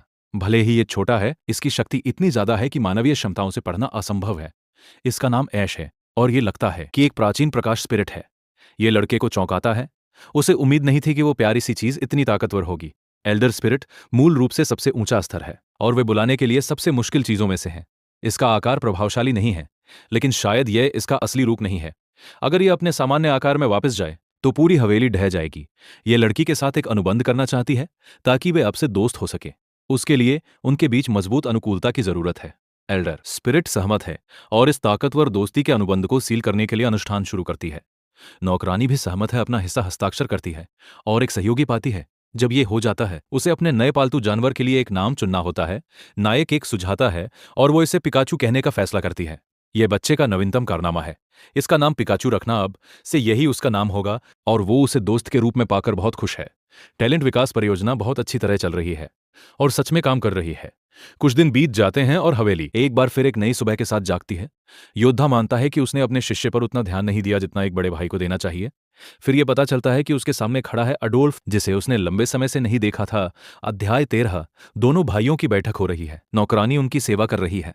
गैंग लीडर लड़की को पहचानता है। वो वही है जिसे बहुत पहले बाजार में गुलाम के रूप में बेचा गया था। वो उसकी तारीफ करता है, कहता है कि वो खूबसूरत है और उसे मजेदार लगता है कि वो नौकरानी बनकर रह गई। बुरे तरीके से वो उसे अपने घर भेजने की मांग करता है। वो निश्चित रूप से वहां है क्योंकि उसे ठीक हुई बीमारी की खबर मिली है और वो बातचीत की शुरुआत गलत तरफ से करता है। लेकिन नायक उसे वहां नहीं छोड़ना चाहता और पूछता है कि क्या कोई और चुना जा सकता है ताकि इस स्थिति से आसानी से बाहर निकल सके। उसे बिल्कुल अलग तरीके से काम करना होगा। हालांकि अंत में यह बस उकसावा है। वो आदमी वाकई किसी और की नौकरानी घर नहीं ले जाएगा। फिर भी लड़का महसूस करता है कि उसे अभी के लिए झुकना होगा क्योंकि वो अभी रिश्ता खराब करने का जोखिम नहीं उठा सकता। बच्चा सच में सुधरा है लेकिन अभी भी खोया हुआ मामला लगता है क्योंकि वो जवान औरतों में बहुत ज्यादा दिलचस्पी रखता है। तो गैंग लीडर की योजना है उसे बिगाड़ना और अंधेरे में खींचना। उसका शरीर काफी ठीक हुआ है और उसे रोजमर्रा की जिंदगी में कोई समस्या नहीं है। उसे ठीक कर दिया गया है और वो हर दिन बेहतर होता रहता है। फिर भी वो 100% नहीं है क्योंकि ये बहुत पुरानी बीमारी थी और एक बार में पूरी तरह ठीक करना मुश्किल था। उस पल मुख्य किरदार एक जादू दिखाता है जो उसने बनाया, मूल से ज्यादा मजबूत। ये षड्यंत्री की दिलचस्पी पकड़ता है क्योंकि उसे नया जादू बनाने का विचार पसंद है। अपने चरम पर ना होने के बावजूद वो अभी भी तेजी से बढ़ रहा है। भले ही वो केवल पहले चक्र का छात्र है, मालिक का व्यवहार काफी बदल गया है और उसकी स्किल्स दिन ब दिन बेहतर होती रहती है। नौकरानी जो खबर लाई वो अतिरंजित लगी, लेकिन 13 साल के लड़के के लिए ये वाकई चिंता की कोई बात नहीं। उस पर दबाव डालना और छुटकारा पाने से पहले दूसरे तरीकों से उसका इस्तेमाल करना बहुत ज्यादा उपयोगी होगा। सीधे तौर पर वो अपने छोटे भाई से पूछता है कि क्या वो प्रतियोगिता में उसकी तरफ से जुड़ना चाहता है। ये मुख्य किरदार को भी चौंकाता है, जिसे इस तरह का विकल्प मिलने की उम्मीद नहीं थी। एक दूसरे को कुछ देर घूरने के बाद चीजें बिल्कुल उसी तरह होती हैं जैसा चालाक ने योजना बनाई थी। उसकी वजह से उसे अपने पिता की अनुमति मिलेगी और वो उसे भरोसे के लिए धन्यवाद देता है। ठीक उसी वक्त योद्धा प्रकट होता है और अडोल्फ को सुरक्षित यात्रा की शुभकामनाएं देता है। लियोन को जोड़ तोड़ करना मुश्किल है और उसने अभी तक गेम में पक्ष नहीं बदला है। ये थोड़ा मजेदार है, ये सोचना कि एक महान योद्धा का बेटा किसी शरारती बच्चे की रक्षा कर रहा है। इससे जब अडोल्फ जाता है तो उनके बीच चीजें और भी अजीब हो जाती है। आखिरकार मुख्य किरदार भाइयों की बहस के खत्म होने के बाद कमरे में जाता है। वो बताता है कि वो शायद विस्काउंट जेरोम से निपटेगा, जो 5वीं सेना के सबसे करीबी सहयोगियों में से एक है। उसका दोस्त ये सुनकर हैरान है कि ये उसका पहला वफादारी मिशन होगा। वो उसे अकेले नहीं जाने देना चाहता और सफाई टीम में भी शामिल होने की पेशकश करता है। लेकिन वो टाइम बॉस का भरोसा जीतने की स्ट्रैटेजी का हिस्सा था ये, और वो अपने पिता के साथियों को नहीं ला सकता था। ये पक्का एक जाल था, ये जांचने के लिए कि असली लड़ाई में एमसी कितना काम का है। किस्मत से अब से वो खुद को उस जादू से बचा सकता है जो उसने खुद बनाया था। फिर भी उसने तय किया कि वो अपनी पूरी जादुई ताकत नहीं दिखाएगा। फिर वो जंगल में दूर एक बस्ती के बारे में पूछता है। इलाके के दक्षिण में एक राक्षस कॉलोनी है। मार्की नियमित रूप से दुश्मनों को दबाने के लिए सैनिक भेजता है। इस बार लॉर्ड काइल पूरी तरह तैयार जादूगर की तरह लग रहा है मिशन पर निकलने के लिए। आखिरकार एक आदमी घोड़े से उतरता है, विक, काउंट जेरोम। वो क्राइम बॉस का साथी है और इस मिशन में नायक के साथ एक ही टीम में होगा। चूंकि ये उसकी पहली असली लड़ाई है, उसे बहुत सावधान रहना होगा और जरूरत पड़ने पर उसे बचाया जाना चाहिए। उन दोनों का रिश्ता काफी खराब है और वो आदमी साफ तौर पर यह सिर्फ एहसान के तौर पर कर रहा है। फिर भी वे निकल पड़ते हैं और ज्यादा बात नहीं करते। वे काउंट के आदेश हैं लड़के पर नजर रखना और देखना कि वो लड़ाई में कितना कुशल है, लेकिन उसे नहीं लगता कि इस तरह का कमजोर आदमी कुछ खास कर सकता है जब उसके शरीर में एक खतरनाक बीमारी है। लड़ाई के दौरान लड़का उसके सामने गॉब्लिन्स पर बिजली के जादू चलाता है। निशाना एकदम सटीक है, एक ही वार पूरे ग्रुप को खत्म करने के लिए काफी है। ये टीम को प्रभावित करता है और सभी के साथ चीजें बेहतर हो जाती है, जो काफी खुश हो जाते हैं। मिशन जल्दी खत्म होता है और ये नायक की बदौलत काफी समय में सबसे आसान अभियान था। उसने पहले कभी इतना आसान काम नहीं देखा था और उसकी प्रतिष्ठा तेजी से लेवल 90 तक पहुंच गई। बेशक लॉर्ड अडोल्फ बहुत खुश होगा जब वो सुनेगा कि उसके छोटे भाई ने कितना अच्छा किया। अब योजना अगले कदम पर आगे बढ़ने की है जो उसके दिमाग में है। चैप्टर 14। कैंप में वापस सभी बच्चे की बदौलत जीत का जश्न मना रहे हैं। मासूमियत से वो कहता है कि उसे तारीफ नहीं मिलनी चाहिए क्योंकि उसने कुछ खास नहीं किया। सैनिक मानते हैं कि उन्होंने युवा मास्टर को गलत समझा था और उसकी काबिलियत की तारीफ करने लगते हैं। और लड़ाई में अच्छा होने के साथ साथ वो कैंप के खाने की भी शिकायत नहीं करता। वो अपनी उम्र से कहीं ज्यादा परिपक्व लगता है। यह सोचते हुए कि उसका भाई पहले इस तरह के खतरनाक मिशन कैसे लेता था, उसे एहसास होता है कि जब उसकी बारी हो तो वो बिगड़ैल बच्चे की तरह नहीं रह सकता। सैनिक देखकर हैरान है कि बच्चा क्राइम बॉस को इतना पसंद करता है। योजना बिल्कुल उम्मीद के मुताबिक चल रही है। सैनिक अब नायक को पसंद करते हैं और वे उसकी तारीफ करने के लिए तैयार हैं। जब बाकी सब सोते हैं, साहसी व्यक्ति कैंप से थोड़ी दूर टहलने का फैसला करता है। चूंकि वो बस एक बच्चा है, किसी को कोई शक नहीं होता और सभी मासूम रवैये को सच मान लेते हैं। आज की जीत के बाद शूरवीर पूरी तरह थके हुए हैं और अपनी बिस्तर पर गिर पड़ते हैं। सिर्फ कुछ पहरेदार बचे हैं और वे भी थके हुए हैं, ध्यान भी मुश्किल से दे रहे हैं। अब वो कुछ ओगरे को खत्म करने और जितना हो सके एक्सपी ग्राइंड करने की कोशिश करेगा, जैसा वो पहले करता था। अपनी जेब से वो एक परफ्यूम निकालता है जो उन दानवों को 10 किलोमीटर दूर से भी खींच सकता है। कुछ दिन पहले उसे एहसास हुआ कि वो दुनिया का पहला इंसान था जिसने उन प्राणियों को आकर्षित करने वाली खुशबू बनाई बिना किसी मौजूदा नुस्खे के। जितनी अच्छी गुणवत्ता और खुशबू, उतने ज्यादा राक्षस एक साथ आते हैं। समस्या ये है कि टीम को गॉब्लिन्स का शिकार करना था और ओगरे बिना योजना के लड़ना बहुत मुश्किल है।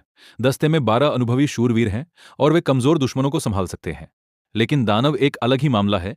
भले ही वे क्राइम बॉस के प्रति वफादार हों, उनकी व्यक्तिगत काबिलियत काफी मामूली है। वे मूल रूप से तोप के चारे हैं। वे सड़क के अपराधी थे जो उस धोखेबाज आदमी के बहकावे में आकर एक सेना बन गए।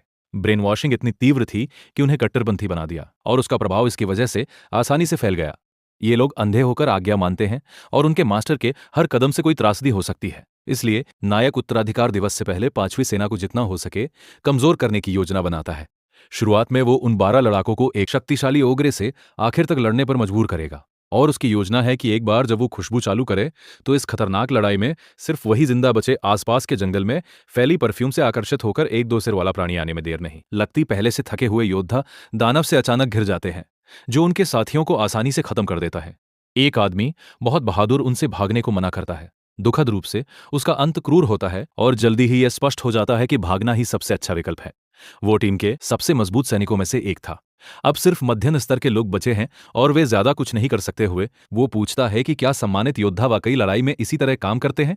अगर वे ये मिशन असफल करते हैं तो वो ओगरे निश्चित रूप से सहयोगी इलाके में घुसेंगे और लोगों को मार डालेंगे। कमान संभालते हुए वो सभी को अब से उसके आदेशों का पालन करने के लिए राजी कर लेता है। किस्मत से विस्काउंट एक उच्च स्तर का योद्धा है और कहता है कि वो अकेले इसे संभाल सकता है, लेकिन एमसी को मदद नहीं चाहिए। वो आखिर तक रहेगा, जादू से उसका साथ देते हुए। वो जानता है कि अगर उसने अपने आदमियों को लड़ाई में छोड़ा तो वो अपने भाई का सामना नहीं कर पाएगा। इसलिए वो एक जादू करता है, अपनी शक्तियों से योद्धा को और भी बढ़ाते हुए। चूंकि यह सिर्फ पहले सर्किल का जादू है, वो अभी के लिए स्थिति को ज्यादातर नियंत्रित कर सकता है बिना ज्यादा नुकसान पहुंचाए। फिर भी वो डर से पीछे हटे बिना सीधे लड़ाई का सामना करेगा। विस्काउंट जानता है कि काइल सेना के लिए एक जरूरी साधन है और पहले से उस पर बहुत भरोसा करता है। अपनी तलवार की शक्तिशाली काबिलियत चालू करते हुए वो पास आने वाले किसी भी ओगरे को काटने के लिए तैयार हो जाता है। वो सीधे 2 सिर वाले ओगरे पर चार्ज करता है, अपनी तलवार से दोनों सिर काटने के लिए तैयार। दूसरे सैनिक देखते हुए कि कोई घबरा नहीं रहा, अपना कमजोर पक्ष नहीं दिखा सकते, इसलिए वे भी खुद को जोश दिलाते हैं। नायक अपने लोगों को इस क्रूर लड़ाई में पूरा जोर लगाने को कहता है और ये बिल्कुल काम कर रहा है क्योंकि उसके बुलाए हुए ओगरे कमजोर सैनिकों को खत्म करने वाले हैं। आकर्षण परफ्यूम एक सफलता है, यहां तक कि यह सामान्य से 3 गुना मजबूत प्राणियों को बुलाने में भी कामयाब रहा। और यही वो जगह है जहां 5वीं सेना का एक हिस्सा अपने अंत को पाएगा। चैप्टर 15। वो इतना ताकतवर महसूस करता है कि सोचता है कि वो अकेले ओगरे को गिरा सकता है। वो जुड़वां सिरों में से एक पर भारी वार करता है और वे तुरंत सतर्क हो जाते हैं और हर कोई दोनों के बीच हवाई लड़ाई देखकर हैरान रह जाता है। लगभग सभी सबसे मजबूत शूरवीर पहले ही गिर चुके हैं और कमजोर सैनिक घबराने लगे हैं। दूर से सब देखते हुए छोटा साइको खुश है कि उसकी चाल काम कर रही है। एक उंगली उठाए बिना वो सभी दुश्मनों को आसानी से खत्म कर देगा। बिना जाने उसने वो काम उस विशाल ओगरे को सौंप दिया जो इसे अपनी मुट्ठियों से करेगा। जेरोम सोचता है कि क्या वे वाकई ये लड़ाई जीत सकते हैं और सोचने लगता है कि शायद आखिरी उपाय का समय आ गया है। उसे अंधेरे से एक ताकत दी गई थी और अगर उसने उसे खुला छोड़ दिया तो वो कभी सामान्य नहीं हो पाएगा। सिलवार्ड कहता है कि जब ऐसा होगा वो बिना किसी इंसानियत के गुस्से में पागल राक्षस बन जाएगा। इसलिए ये ताकत कभी किसी यादृच्छिक कमजोर दुश्मन पर बर्बाद नहीं होनी चाहिए। वो निश्चित रूप से ओगरे को हरा पाएगा, लेकिन वो कभी जानवर के गुस्से से शांति नहीं पाएगा। लेकिन शायद ये फिर भी किसी ओगरे से हारकर मरने से बेहतर है। दूर से काइल कहता है कि वो जादुई सुरक्षा देगा। इससे विस्काउंट को और भरोसा मिलता है। दूर से काइल कहता है कि वो जादुई सुरक्षा देगा और वो जादूगर से जोश महसूस करता है, ये कहते हुए कि आखिरी उपाय का समय अभी बहुत जल्दी है। काइल अपने दोस्तों पर मानसिक सफाई का असर करता है। अचानक सभी को एक ऊर्जा का विस्फोट महसूस होता है और वे यह मानने लगते हैं कि वे 5वीं सेना के सर्वश्रेष्ठ है, सब कुछ दे रहे हैं। वे अपनी असली ताकत दिखाना चाहते हैं। जब वे लड़ते हैं, एमसी दूर से सब देखता है बहुत ध्यान से। बस कुछ ही सेकंड में वे सब गिरने लगते हैं। उस विशाल जानवर के हाथों मारे जा रहे हैं। प्राथमिकता 12 शूरवीरों को खत्म करना था और अब सिर्फ जैरोम बचा है। उनकी कुर्बानी व्यर्थ नहीं जाएगी और वो एक बार और समर्थन जादू मांगता है ताकि उत्परिवर्ती को हमेशा के लिए खत्म किया जा सके। मोहरू की तरह टुकड़े चलाते हुए वो योजना को लपेटने के लिए और भी मन चैनल करता है और वो एक तरह की शक्ति चालू करता है जो बैंगनी आकारों में उसके चारों ओर लपेटने लगती है। पंजों से जकड़ा हुआ वो बस सीधे आगे देख सकता है। ओग्रे उसके सामने है और उसकी आंखें खुशी से चमकती हैं। सिर्फ एक हाथ से वो उस आदमी को हमेशा के लिए क्रूरता से खत्म कर देगा। सभी सैनिकों के सामने उनका नेता कुचला जाता है।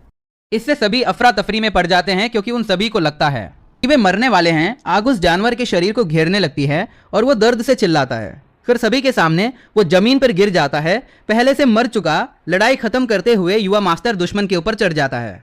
उसके अंदर से वो एक बहुत कीमती क्रिस्टल निकालता है और अब समय है एक काफी संदिग्ध काम करने का। वो झूठ बोलना शुरू करता है, ये कहते हुए कि विक काउंट की बदौलत उसने दुश्मन को गिरा दिया। ये जीत 12 बहादुर योद्धाओं की और उन सभी की है जिन्होंने अपनी जानें बचाने के लिए लड़े। इसलिए वह उस लॉर्ड की तारीफ करने लगते हैं जो युद्ध के मैदान पर जीता। इस अभियान के नतीजे सफल रहे और 2 सिर वाला उत्परिवर्ती खत्म किया गया। इसके ऊपर उन्होंने दर्जनों गॉब्लिन्स भी खत्म किए जो मूल लक्ष्य था। दुर्भाग्य से लड़ाई के दौरान उन्हें भारी नुकसान हुआ। खबर सुनकर बुरा गोरा आदमी विश्वास नहीं कर पाता और पूछता है कि गेरम जंगल में एक उत्परिवर्ती के खिलाफ क्रूर लड़ाई में मर गया। वार इतना तेज था उसे अंधेरे की शक्ति इस्तेमाल करने का समय तक नहीं मिला। उस आदमी को खोना दस्ते के लिए बड़ा झटका है। मरे हुए सैनिकों की बात जाने दो और कुछ नहीं किया जा सकता और वे किसी तरह कैंप से उस ओग्रे को वापस लाना चाहते हैं। तभी वो कहता है कि उसे खुशी है कि उसका भाई सुरक्षित वापस आया। आखिरकार इतने मजबूत दुश्मन को हराना युवा आदमी की बड़ी उपलब्धि थी। इसकी वजह से उनके पिता को सूचित किया जाएगा और सभी को उनके हकदार सम्मान मिलेंगे। एमसी जो मुखौटा पहनता है, मासूम भाई का रवैया अडूलों के सामने उखड़ने लगता है जो उससे वो संदेह से चला जाता है। लेकिन अभी के लिए लगता है कि भाई अभी भी काफी आसानी से बेवकूफ बनाया जा रहा है।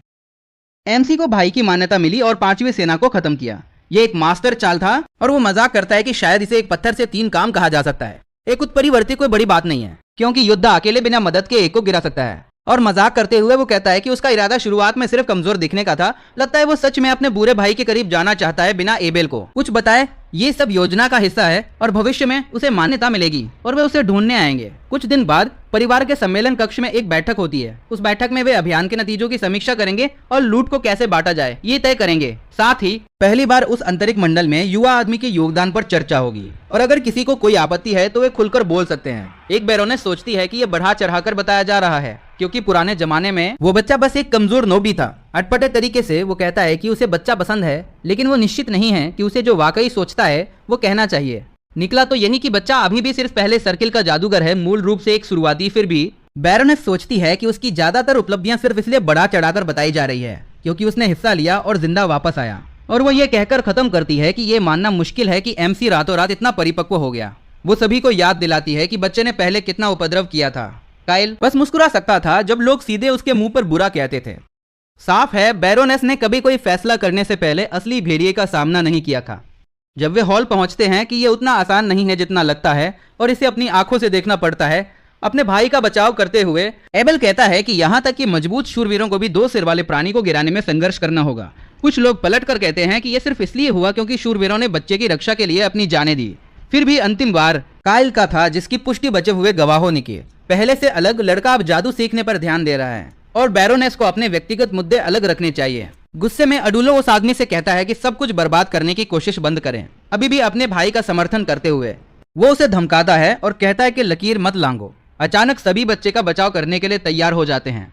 अब जब वो असली मूल्य दिखाने लगा है कि काइल के इनाम में बड़ी रकम शामिल होनी चाहिए। आखिरकार योद्धा ने बच्चे की क्रूर लड़ाई देखी और उसके किए पर कोई संदेह नहीं। इसकी वजह से उसे आजादी दी जाती है और वो आखिरकार मुख्य निवास और बाहर जाने का रास्ता पा सकता है। लेकिन उत्परिवर्ती की लूट अभी भी योगदान के आधार पर बांटी जाएगी और लड़के को उसमें से कुछ नहीं मिलेगा। बैठक के अंत में एमसी समझ नहीं पाता कि उसने जो कुछ किया उसके बाद उसे कुछ क्यों नहीं मिल रहा। इसलिए वो अपने पिता से पूछने जाता है कि ऐसा क्यों हो रहा है क्योंकि उसने कोई परेशानी नहीं की। लेकिन बूढ़ा आदमी चालाक है। वो जानता है कि बच्चे ने ओगरे का दिल अपने इनाम के रूप में रखा। कुछ न कहते हुए एमसी कम से कम घर से बाहर जाने की अनुमति पाने के लिए उसे धन्यवाद देता है। तभी वो कहता है कि उसने अपना वादा निभाया और पिता को बच्चे की उपलब्धियों के बारे में बताया। और वो कहता है कि भविष्य में बच्चा याद रखे कि उसने काफी समय से अपने छोटे भाई पर ध्यान नहीं दिया और वो उससे कभी बात करने की उम्मीद करता है। समस्या यह है कि वो समय पहले ही आ चुका है और वो कहता है कि यह कोई अज्ञात शक्ति है जिसे उनके पिता भी नहीं समझते। ये एमसी को उलझन में डाल देता है कि वो अचानक कहीं से रहस्य के उगल रहा है। थोड़ा पहले जब सम्मेलन खत्म हुआ, एबेल आकर अपने छोटे भाई की तारीफ करता है। वो कहता है कि बच्चे ने लड़ाई को बहुत अच्छे से संभाला और अब वो परिवार में एक सम्मानित जादूगर है। फिर वो पूछता है कि क्या बच्चे के पास बाद में समय है ताकि वे एक साथ खाना खा सके। वो बताता है कि वो एक छोटी मुलाकात रखना चाहता है ताकि जंगल अभियान के दौरान हुई बातों की जानकारी मिल सके। लेकिन बच्चे को शक है कि योद्धा का उसकी उपलब्धियों के बारे में पूछने का कोई छुपा हुआ कारण है, और तुरंत वो ऐसे राज उजागर करना शुरू करता है जो उनके पिता भी नहीं जानते थे। बिना किसी स्पष्ट कारण के ये साफ है कि वो एडोल्फ द्वारा बनाई गई ताकतों को बहुत देर होने से पहले खत्म करने के लिए एमसी को भर्ती करना चाहता है। एमसी को अपने शब्द सोच समझकर कहने होंगे और पूछता है कि वो रहस्य कैसे जानता है। वो कहता है कि वो डरता है कि जब कोई इतनी बड़ी बात सामने आए तो क्या होगा। जैसा एक बड़े भाई से उम्मीद की जाती है, वो साफ तौर पर बदले में बच्चे से कुछ चाहता है। लेकिन सीधे बात करते हुए छोटा वाला कहता है कि वो वाकई मझले भाई के साथ नहीं है। फिर भी इसका मतलब यह भी नहीं कि वो अच्छे लोगों के साथ शामिल होने की योजना बना रहा है। समय बीतता है और हम देखते हैं कि एडोल्फ अपनी अंधेरी शक्तियों के साथ पूरी तरह से जा रहा है। उसे आखिरकार पता चलता है कि उसका बड़ा भाई भी काइल से थोड़ी बात करने गया था। ये क्राइम बॉस को इसलिए गुस्सा दिलाता है क्योंकि उसने पहले बच्चे की प्रतिभा को पहचाना था और उस बढ़त को खोना नहीं चाहता। और अगर एमसी पाला बदलता है तो एडोल्फ उसे दुश्मन बनने देने से बेहतर जहर देगा। जाहिर है यही कारण है कि नौकरानी उस हवेली में है। जब ऐसी बातें होती हैं परिवार की बातचीत पर वापस, एबेल जानना चाहता है कि सबसे छोटा इस तरह क्यों काम कर रहा है। ईमानदारी से एमसी कहता है कि बड़ा भाई वाकई दयालु है, जो उसे शर्मिंदा कर देता है। जब वो अपनी शक्ति चालू करता है तो वो उस किरदार के बारे में ज्यादा नहीं देख पाता क्योंकि स्तर बहुत ऊंचा है। एकमात्र बुरी बात यह है कि उनका रिश्ता तटस्थ है, कोई पक्ष नहीं। वो अच्छे गोरे आदमी के सामने अजीब तरह से काम करता रहता है जिसे पता नहीं कैसे प्रतिक्रिया देनी है, और दूसरा माफी मांगता है। भले ही वो बड़ा भाई था, उसके पास कभी छोटे की देखभाल करने का समय नहीं था। फिर भी एमसी उसे माफ करता है क्योंकि वो पहले पूरे बदतमीज की तरह काम करता था और इसीलिए कोई उसे पसंद नहीं करता था। एबेल हंसता है क्योंकि बच्चा वाकई चालाक मजाक करने में बहुत अच्छा है। वो पछताता है कि अपने चतुर भाई के साथ पहले बंधन नहीं बनाया इससे पहले कि वो एडोल्फ के पास चला जाता, और वो कहता है कि वो सब कुछ दे सकता है जो दूसरा पक्ष वादा कर रहा है और बेहतर शर्तों पर वो ये सौदा छोड़ना नहीं चाहता, और पूछता है कि क्या अभी भी फिर से सोचने की गुंजाइश है। ये बच्चे को परेशान करता है जो पूछता है कि क्या उसे दुश्मन के पक्ष में शामिल होने पर खत्म कर दिया जाएगा। आखिरकार एडोल्फ अलग है और वो अपने परिवार के साथ भी क्रूर है। अगर वो गद्दार बनता है तो वे निश्चित रूप से उसे रास्ते से हटाने के लिए जो भी तरीका हो इस्तेमाल करेंगे। भले ही वो एक प्रतिभाशाली जादूगर है, फिर भी उसके पास रोजाना खुद की रक्षा करने के लिए पर्याप्त ताकत नहीं है। यह पहली बार है जब परिवार के किसी सदस्य ने एबेल को क्राइम बॉस का इतना गहरा विश्लेषण दिया है। मजेदार यह है कि वो आदमी इस आकलन से असहमत नहीं है। वो शांत भी हो जाता है और ये उन्हें बातचीत की शुरुआत में वापस ले जाता है जब एमसी कहता है कि उसकी बेकार काबिलियत बहुत अच्छी अंतर्जान है। छोटे से उसे हमेशा कुछ भयानक होने से ठीक पहले बुरी लग रही है, और जब भी उसने उस पेट की भावना को सुना वो खतरनाक स्थितियों से बाहर रहने में कामयाब रहा। समारोह के हर दिन करीब आने के साथ वो भावनाएं और मजबूत होती जा रही है। खास तौर पर बुरे भाई के आसपास वो काबिलियत किसी तरह की भविष्य की दृष्टि की तरह लगती है, जैसे एमसी का अंतर्जान, और लड़के के शरीर में आने के बाद उसने एक ऐसी प्रतिभा विकसित की जो पहले उसके पास नहीं थी। इसकी वजह से दूसरे एनपीसी सिस्टम बदलावों से गुजर रहे हैं जो पहले कभी नहीं होते थे।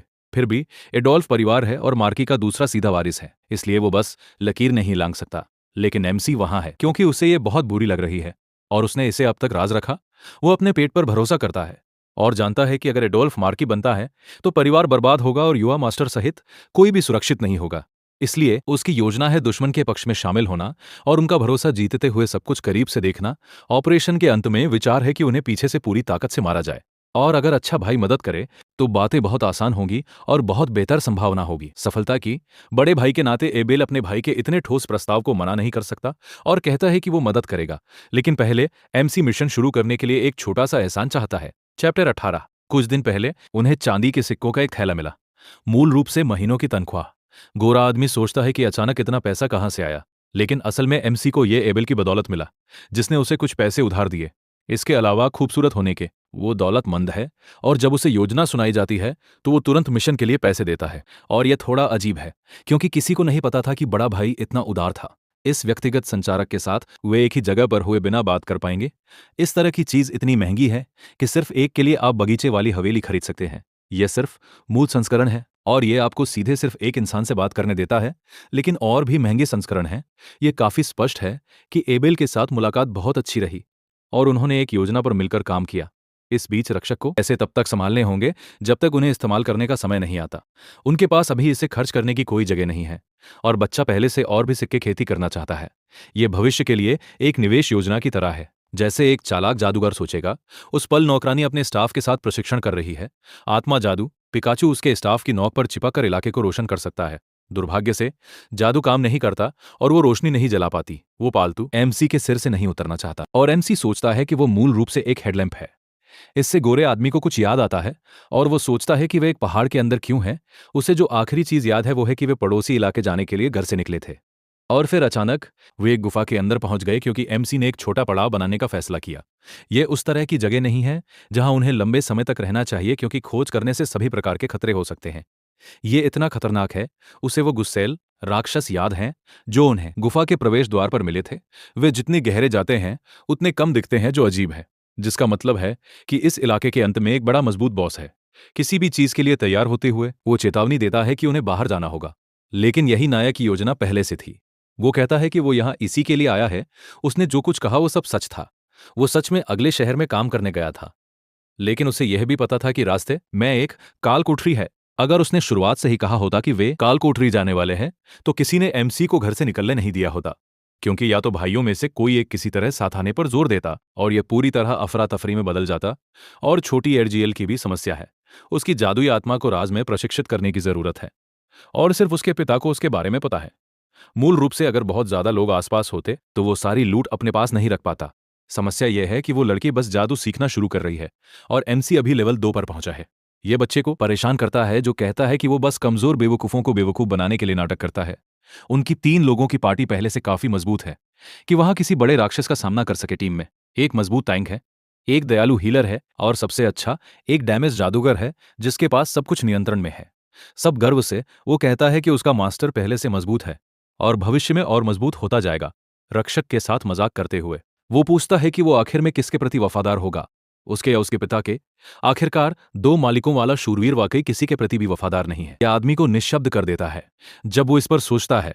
अभी लियोन मार्की के आदेशों का पालन करते हुए बेटे को सुरक्षित रख रहा है, यानी शूरवीर वाकई मार्की के प्रति वफादार नहीं है। उसे इस शूरवीर को जीतने के लिए एक असली मास्टर चुनना होगा। सिर्फ अपनी काबिलियत दिखाना काफी नहीं होगा। एक बार जब उसे आखिरकार मान्यता मिल जाती है तो वो अपनी सेना के लिए वो अभेद्य ढाल हमेशा के लिए पाएगा। इसलिए तीनों मिलकर खतरनाक कालकोठरी में और गहरे धकेलते हैं। एकदम अंत में वे बॉस रूम तक पहुंचते हैं और वो वहां इंतजार कर रहा है। इसका नाम है अभयारण्य का गुप्त मिनोटोर, इन दीवारों का रक्षक। खेल में ये जगह एक्सपी और पैसे की खेती के लिए शुरुआती लोगों के साथ लोकप्रिय थी और सबसे अच्छी बात यह है कि इनाम इसके आसान होने की तुलना में बेहद उदार है। हमेशा की तरह लालची वो अपना खजाना किसी के साथ साझा नहीं करना चाहता। वो राक्षस एक सामान्य ओगरे से 3 गुना मजबूत होने के लिए जाना जाता है, लेकिन जादूगर चालाक है और उसके हमलों को रोकने और काउंटर करने की एक परफेक्ट योजना पहले से है। तलवार और जादू के साथ उन दोनों की वे मिनोटोर को पागल करने और उसे लुभाने में कामयाब होते हैं। यह एक जोखिम भरा कदम है और उन्हें हर सेकंड परफेक्ट टाइमिंग के साथ चकमा देना होगा। आदर्श रूप से आप किनारों की तरफ चकमा देते हैं और जितना हो सके मार खाने से बचते हैं। जब बड़ा आदमी थक जाता है वे अंदर जाएंगे और हमला करेंगे, जबकि ओजिल सहयोग करेगी। चूंकि यह लड़की की पहली लड़ाई है, अगर वो पत्थरों के पीछे छिपकर जादू करे तो चलेगा, लेकिन वो जितना हो सके मदद करना चाहती है और उसने जादू सिर्फ छिपने के लिए नहीं सीखा। ये लड़के को उससे और भी प्यार दिलाता है। वो बेपनाह बहादुर है। इस मिशन में उसका काम है दूसरों को ठीक करना और सहयोग करना ताकि लॉर्ड काइल की रक्षा हो। असल में उससे सुधारा जाता है। सबसे जरूरी बात है आखिर तक जिंदा रहना। जब तक वो नहीं गिरती उसके हाथ लियोन और एमसी को खड़ा रखेंगे। एक आखिरी नियम है, जब चीजें खतरनाक हों तो खुद को बचाना न भूलें। वो समझती है और याद करती है कि वो किसी अज्ञात जगह में काल कोठरी के अंदर है। एक लड़ाई में हीलर कितना जरूरी है और मिनोर को हराने की रणनीति वो चीजें हैं जो आप सिर्फ असली अनुभव से सीखते हैं। यह अजीब है कि युवा आदमी यह सब कैसे जानता है जब उसने अपनी पूरी जिंदगी बंद रहकर बिताई। लियोन सोचना शुरू करता है कि वो काल कोठरी की रणनीतियों से इतना परिचित कैसे है। जब वे पूछते हैं कि क्या यह उसकी पहली बार काल कोठरी है, उसे एहसास होता है कि वो बहुत ज्यादा एक्सपर्ट की तरह काम कर रहा है। इसलिए वो झूठ बोलता है, यह कहते हुए कि उसने गॉब्लिन शिकार के दौरान कुछ बुनियादी टिप्स उठाए जब उसने ओगरे से लड़ा। लेकिन यह बहाना वाकई काम नहीं करता, क्योंकि सैनिकों को भी नहीं पता था कि एक साधारण से कैसे निपटे ओगरे से। इसलिए योद्धा नतीजा निकालता है कि वो बच्चा असली लॉर्ड काइल नहीं है जिसकी उसने इतने समय से सेवा की। वो उन्हें उसे पकड़ने का आदेश देता है क्योंकि कोई रास्ता नहीं कि वो बच्चा इतना परिपक्व अचानक काम करे। साफ है, लड़का किसी बुरी आत्मा के कब्जे में है और उसे जलाना होगा। दुर्भाग्य से ये नायक के लिए खेल खत्म होगा, लेकिन ये सब उसके दिमाग में है और ऐसा नहीं हो सकता। वो कहानी बदलता है और झूठ बोलता है कि उसने एक किताब में मिनोटोरों के बारे में और रणनीति की किताबों में भी पढ़ा। हैरानी की बात है, गोरा आदमी इसे पसंद करता है और प्रभावित है कि वो युद्ध की रणनीति भी पढ़ता है। वो इतना गर्व महसूस करता है कि कहता है कि उसके दोस्त की प्रगति अविश्वसनीय है। उनका रिश्ता काफी सुधर जाता है, फिर भी उसे कोई बहाना बनाना होगा, क्योंकि वो हमेशा के लिए जादू प्रतिभाशाली का लेबल नहीं चाहता। आखिरकार वो स्टाफ को एक सुरक्षात्मक आकर्षण की तरह रोशन करने में कामयाब होती है। वो एक उपचार जादू चालू करती है और ये इलाके में ढेर सारी आत्माएं छोड़ देता है। ये शक्ति आपका एचपी और रक्षा बढ़ाती है और ये मन और तलवार की ऊर्जा भी बढ़ाती है। ये मूल से कहीं ज्यादा मजबूत है, क्योंकि लड़की ने इसे अपग्रेड किया। अब तीनों लड़ाई के लिए बेहद उत्साहित हैं, क्योंकि आखिरकार विशाल मिनोटोर का सामना करने का समय आ गया है। योद्धा पहले जाता है, अपनी तलवार लेकर सीधे उस पर दौड़ता है। उसकी योजना है मिनोर से सीधे भिड़ना, ताकि उसका ध्यान खींचे और उसे थका सके। वो जानवर के सिर पर जोरदार वार करता है, लेकिन इससे बड़ा राक्षस और भी गुस्से में हो जाता है और वो पलटकर हमला करने के लिए उठता है। अपने दोस्त के जादू के साथ योद्धा का शरीर अलग दिखता है, मजबूत। जब मिनोर जागता है तो वो पूछता है कि कौन उसकी नींद में खलल डाल रहा है। फिर वो चिल्लाता है कि वो उसे माफ नहीं करेगा जो खजाने तक पहुंचने की कोशिश करेगा, और इसे और रगड़ने के लिए कोई उसके मुंह पर बर्फ का जादू चलाता है। बीच वाक्य में फिर बच्चा आगे आता है, ये कहते हुए कि वो ही था जिसने ये किया। वो दुश्मन पर एक के बाद एक बर्फ के गोले चलाता है। मौके का फायदा उठाते हुए योद्धा अपनी तलवार से साफ सटीक कटाव करता है। वो केंद्रित रहता है और साबित करता है कि वो एक शूरवीर है जो टीम के लायक है। चैप्टर 20। वो राक्षस के कंधे पर ध्यान खोए बिना शक्तिशाली वार करता है। राक्षस विश्वास नहीं कर पाता। वो अपना सारा गुस्सा उन लोगों पर उतारता है जो उसके खजाने के पास आने की हिम्मत करते हैं। एक घातक वार की तैयारी करते हुए वो सभी को खत्म करना चाहता है, कोई बचे नहीं। किस्मत से बच्चा खुद को बचाने के लिए रस्सियां और जादुई रस्में तैयार करता है। उसके हमले को रोका जाना मिनोटोर को और भी गुस्सा दिलाता है, जैसे उसे अपमानित किया जा रहा हो। फिर भी ताकत पागलपन की हद तक है और बाधा सही समय पर उसे बचाने के लिए आई। काइल का जादू बेहद सटीक है। वो हमेशा अगला कदम जानता है और मूल रूप से लड़ाई का नेतृत्व करता है। वो सहज रूप से स्थिति पढ़ता है और किसी और की तरह जादू इस्तेमाल करता है। इसलिए युवा आदमी अपनी शक्तियों से पूरी लड़ाई नियंत्रित कर रहा है। अगला, वो मिनोर को उन रस्सियों से जकड़ता है जो उसे जमीन पर पिन करती हैं। ठीक उसके बाद जादुई मिसाइलों का एक झुंड बड़े बेवकूफ की पीठ में घुसता है। यह इतना नुकसान करता है कि वो अपने घुटनों पर गिर जाता है। कोई विश्वास नहीं कर पाता कि जादूगर इतना जवान होते हुए इतना मजबूत है। बुरा नहीं, लेकिन मिनोर अभी भी बहुत कुछ झेल सकता है। पागल होकर वो गरजता है कि यह खत्म है और अपना सबसे मजबूत वार चालू करता है। वो सीधे तीनों की तरफ बवंडर की तरह घूमने लगता है। जो तैयार नहीं थे, उस पल लियोन को आगे की लाइन पकड़नी होगी, जबकि बाकी किनारों की तरफ जाएं। जादू से आशीर्वादित वो दौड़ते हुए और भी दृढ़ हो जाता है। वो अपनी तलवार परफेक्ट निशाने से फेंकता है, बैल की गर्दन पर जाते हुए। ये उसे पूरे गुस्से में उस भागते हुए शूरवीर की तरफ खींचने के लिए काफी है। जब यह सब हो रहा है, नायक अपने दिमाग में सेकंड गिन रहा है। चकमा देना सबसे अच्छी रणनीति है, ताकि बड़े राक्षस को थकाया जा सके। एक बार जब ऐसा होता है, पूरी ताकत से वापस मारने का यह सही मौका होगा। 5 सेकंड बचे हैं और जानवर पहले से थकने लगा है। जब गिनती खत्म होती है, शुद्ध थकान से वो बस कुछ सेंटीमीटर से चूकता है और लगभग शूरवीर को पकड़ लेता है। ठीक तभी सभी आशीर्वाद खत्म हो जाते हैं, लड़के को पूरी तरह से असुरक्षित छोड़ते हुए। किस्मत से बैल हिलना बंद कर देता है और बस जमीन पर जम जाता है। यह अविश्वसनीय है कि काइल ने यह सब अपने दिमाग में कैसे हिसाब लगाया। वो अंतिम वार देने के लिए आगे बढ़ता है, अपनी काबिलियत की सीमाओं से आगे जाकर। वो दुनिया में फिर से असली जादू लाता है। वो बर्फ के भाले बनाता है और उन्हें दुश्मन पर चलाता है। लड़ाई खत्म होने के बाद वो लड़की योद्धा के घावों को ठीक करती है। आखिरकार उस काल कोठरी से कीमती खजाना लेने का समय आ गया। उनके सामने एक संदूक है जो इतना चमकदार है कि जादुई लगता है। अपने अंतरात्मा से काइल अंदर के गहने और सामान देखता है। इनाम में शक्तिशाली तलवार डायनासोर की हड्डी की कलाकृतियों से बनी है। एक सुंदर हार भी है जो आत्माओं को निश्चित रूप से पसंद आएगा। हर किसी को वो मिलता है जो उनके अनुकूल है। और अब जादूगर की बारी है। खजाने के अंदर उसे बहादुरी का स्टाफ मिलता है जो एक सुरुचिपूर्ण आभा छोड़ता है। यह एक चाल थी जो अनुभवी खिलाड़ी तब इस्तेमाल करते थे जब वे एक अत्यंत शक्तिशाली जादूगर बनाना चाहते थे। उस चुनाव के साथ उसे लंबे समय तक हथियारों की चिंता नहीं करनी होगी। योद्धा की तलवार भी अद्भुत है, जादुई प्रभावों के साथ जो जोखिम को उचित बनाती है। उसे पहले अपने युवा मास्टर के साथ हुई वफादारी की बात याद है। नौकरानी वाकई दोषी महसूस करती है, क्योंकि उसे लगता है कि सिर्फ वही काइल से चीजें पा रही है। वो उपयोगी बनना चाहती है, बिना ऐसा खजाना स्वीकार किए जिसे वो कभी वापस नहीं कर पाएगी। योद्धा भी मानता है कि वो खजाने बहुत महंगे हैं किसी के भी इस्तेमाल करने के लिए, लेकिन काइल बताता है कि वो उन्हें ये सामान सिर्फ इनाम के रूप में नहीं दे रहा। वो इसे इसलिए कर रहा है ताकि उन्हें मजबूत बनाए। वो फिर कहता है जितने मजबूत वे होंगे उनके जीवित बचने की उतनी ही बेहतर संभावना होगी। वो यह भी कहता है कि ज्यादा समय नहीं है और उन्हें एक स्मार्ट योजना के साथ समूह की ताकत बढ़ानी होगी। परिवार के नियमों को तोड़ते हुए वो उन सभी सामानों की रिपोर्ट नहीं करने की योजना बनाता है ताकि लोग ये न समझ पाएं कि वो कितना मजबूत हो रहा है। वे दोनों ही ऐसे हैं जिन पर वो कलाकृतियों को सुरक्षित रखने के लिए भरोसा कर सकता है। वो फिर दोहराता है कि जीवित बचने का एकमात्र तरीका मजबूत होना है। फिर वो पूछता है कि क्या जोड़ा, जो अभी भी थोड़ा अजीब महसूस कर रहा है, वाकई उपहार स्वीकार करने वाला है। एक सफल मिशन के बाद वे वापस आते हैं और पड़ोसी शहर जाने का फैसला करते हैं। चैप्टर 21। कुछ दिन पहले इम्पालुम के आसपास के खेतों पर कुछ हुआ था। काउंट उस समय घबरा जाता है जब उसे पता चलता है कि मेरिस परिवार का कोई व्यक्ति अचानक उसके किले में आ गया है। जल्दी करते हुए वो जानना चाहता है कि ये कौन है और देखता है कि वो व्यक्ति परिवार का वंश चिन्ह लिए हुए है। वो जानता है कि आने वाला उत्तराधिकार मूल रूप से एक आने वाला तूफान है और ये एक अनकहा नियम है। किसी और के घर के मामले में मत पड़ो।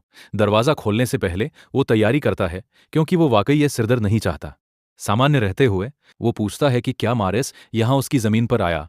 वो देखकर हैरान है कि वो आगंतुक पहले से खा रहा है और ये बस एक बच्चा है, बिना अनुमति के आने के लिए माफी मांगते हुए। बच्चा कहता है कि फ्रांटेल से मिलना सम्मान की बात है। ये काउंट के परिवार के लिए बहुत बड़ा अपमान है। फिर उसे एहसास होता है कि काइल वो बेटा है जिससे सभी नफरत करते थे। कम से कम उसकी शरारती की प्रतिष्ठा हाल ही में बदलने लगी है। अपनी बीमारी से उभरने के बाद काइल ने सोचा कि वो कैसे काम कर रहा था और गंभीरता से बदलने का फैसला किया। वो कहता है कि वो अब जादू सीख रहा है और समय के साथ नए सर्किल बना रहा है। ये अजीब है क्योंकि सबसे छोटे बेटे के बारे में अफवाहें कहती थी कि वो असहनीय था, लेकिन उसे व्यक्तिगत रूप से देखकर काउंट एहसास करता है कि वो कहानियां झूठी थीं। जैसे बिल्कुल सच के उलट उसके मन में किसी ने परिवार को बदनाम करने के लिए पैसे दिए। ये प्रभावशाली है, एक प्रसिद्ध तलवारबाज परिवार में जन्मा पहला जादूगर। उज्जवल भविष्य का संकेत। अंत में काउंट व्यापार की बात करने के लिए उत्सुक हो जाता है और भी रुचि लेने लगता है।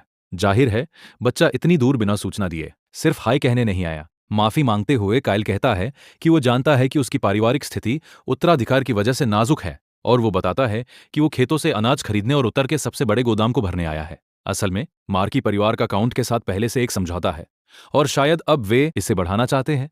वो कहता है कि ये जादू अनुसंधान के लिए है जिसे वो अभी बता नहीं सकता, लेकिन ये एक बार की बात नहीं होगी। शहर में निश्चित रूप से अगले कुछ सालों के लिए पर्याप्त से भी ज्यादा उत्पाद है और ये बिक्री से काफी पैसा कमाएगा। भुगतान के रूप में काइल चमकते सिक्कों से भरी एक संदूक दिखाता है जो हर जगह मूल्यवान है। ये काफी अजीब है कि इस उम्र के बच्चे के पास प्लेटिनम सिक्के यूं ही पड़े हों।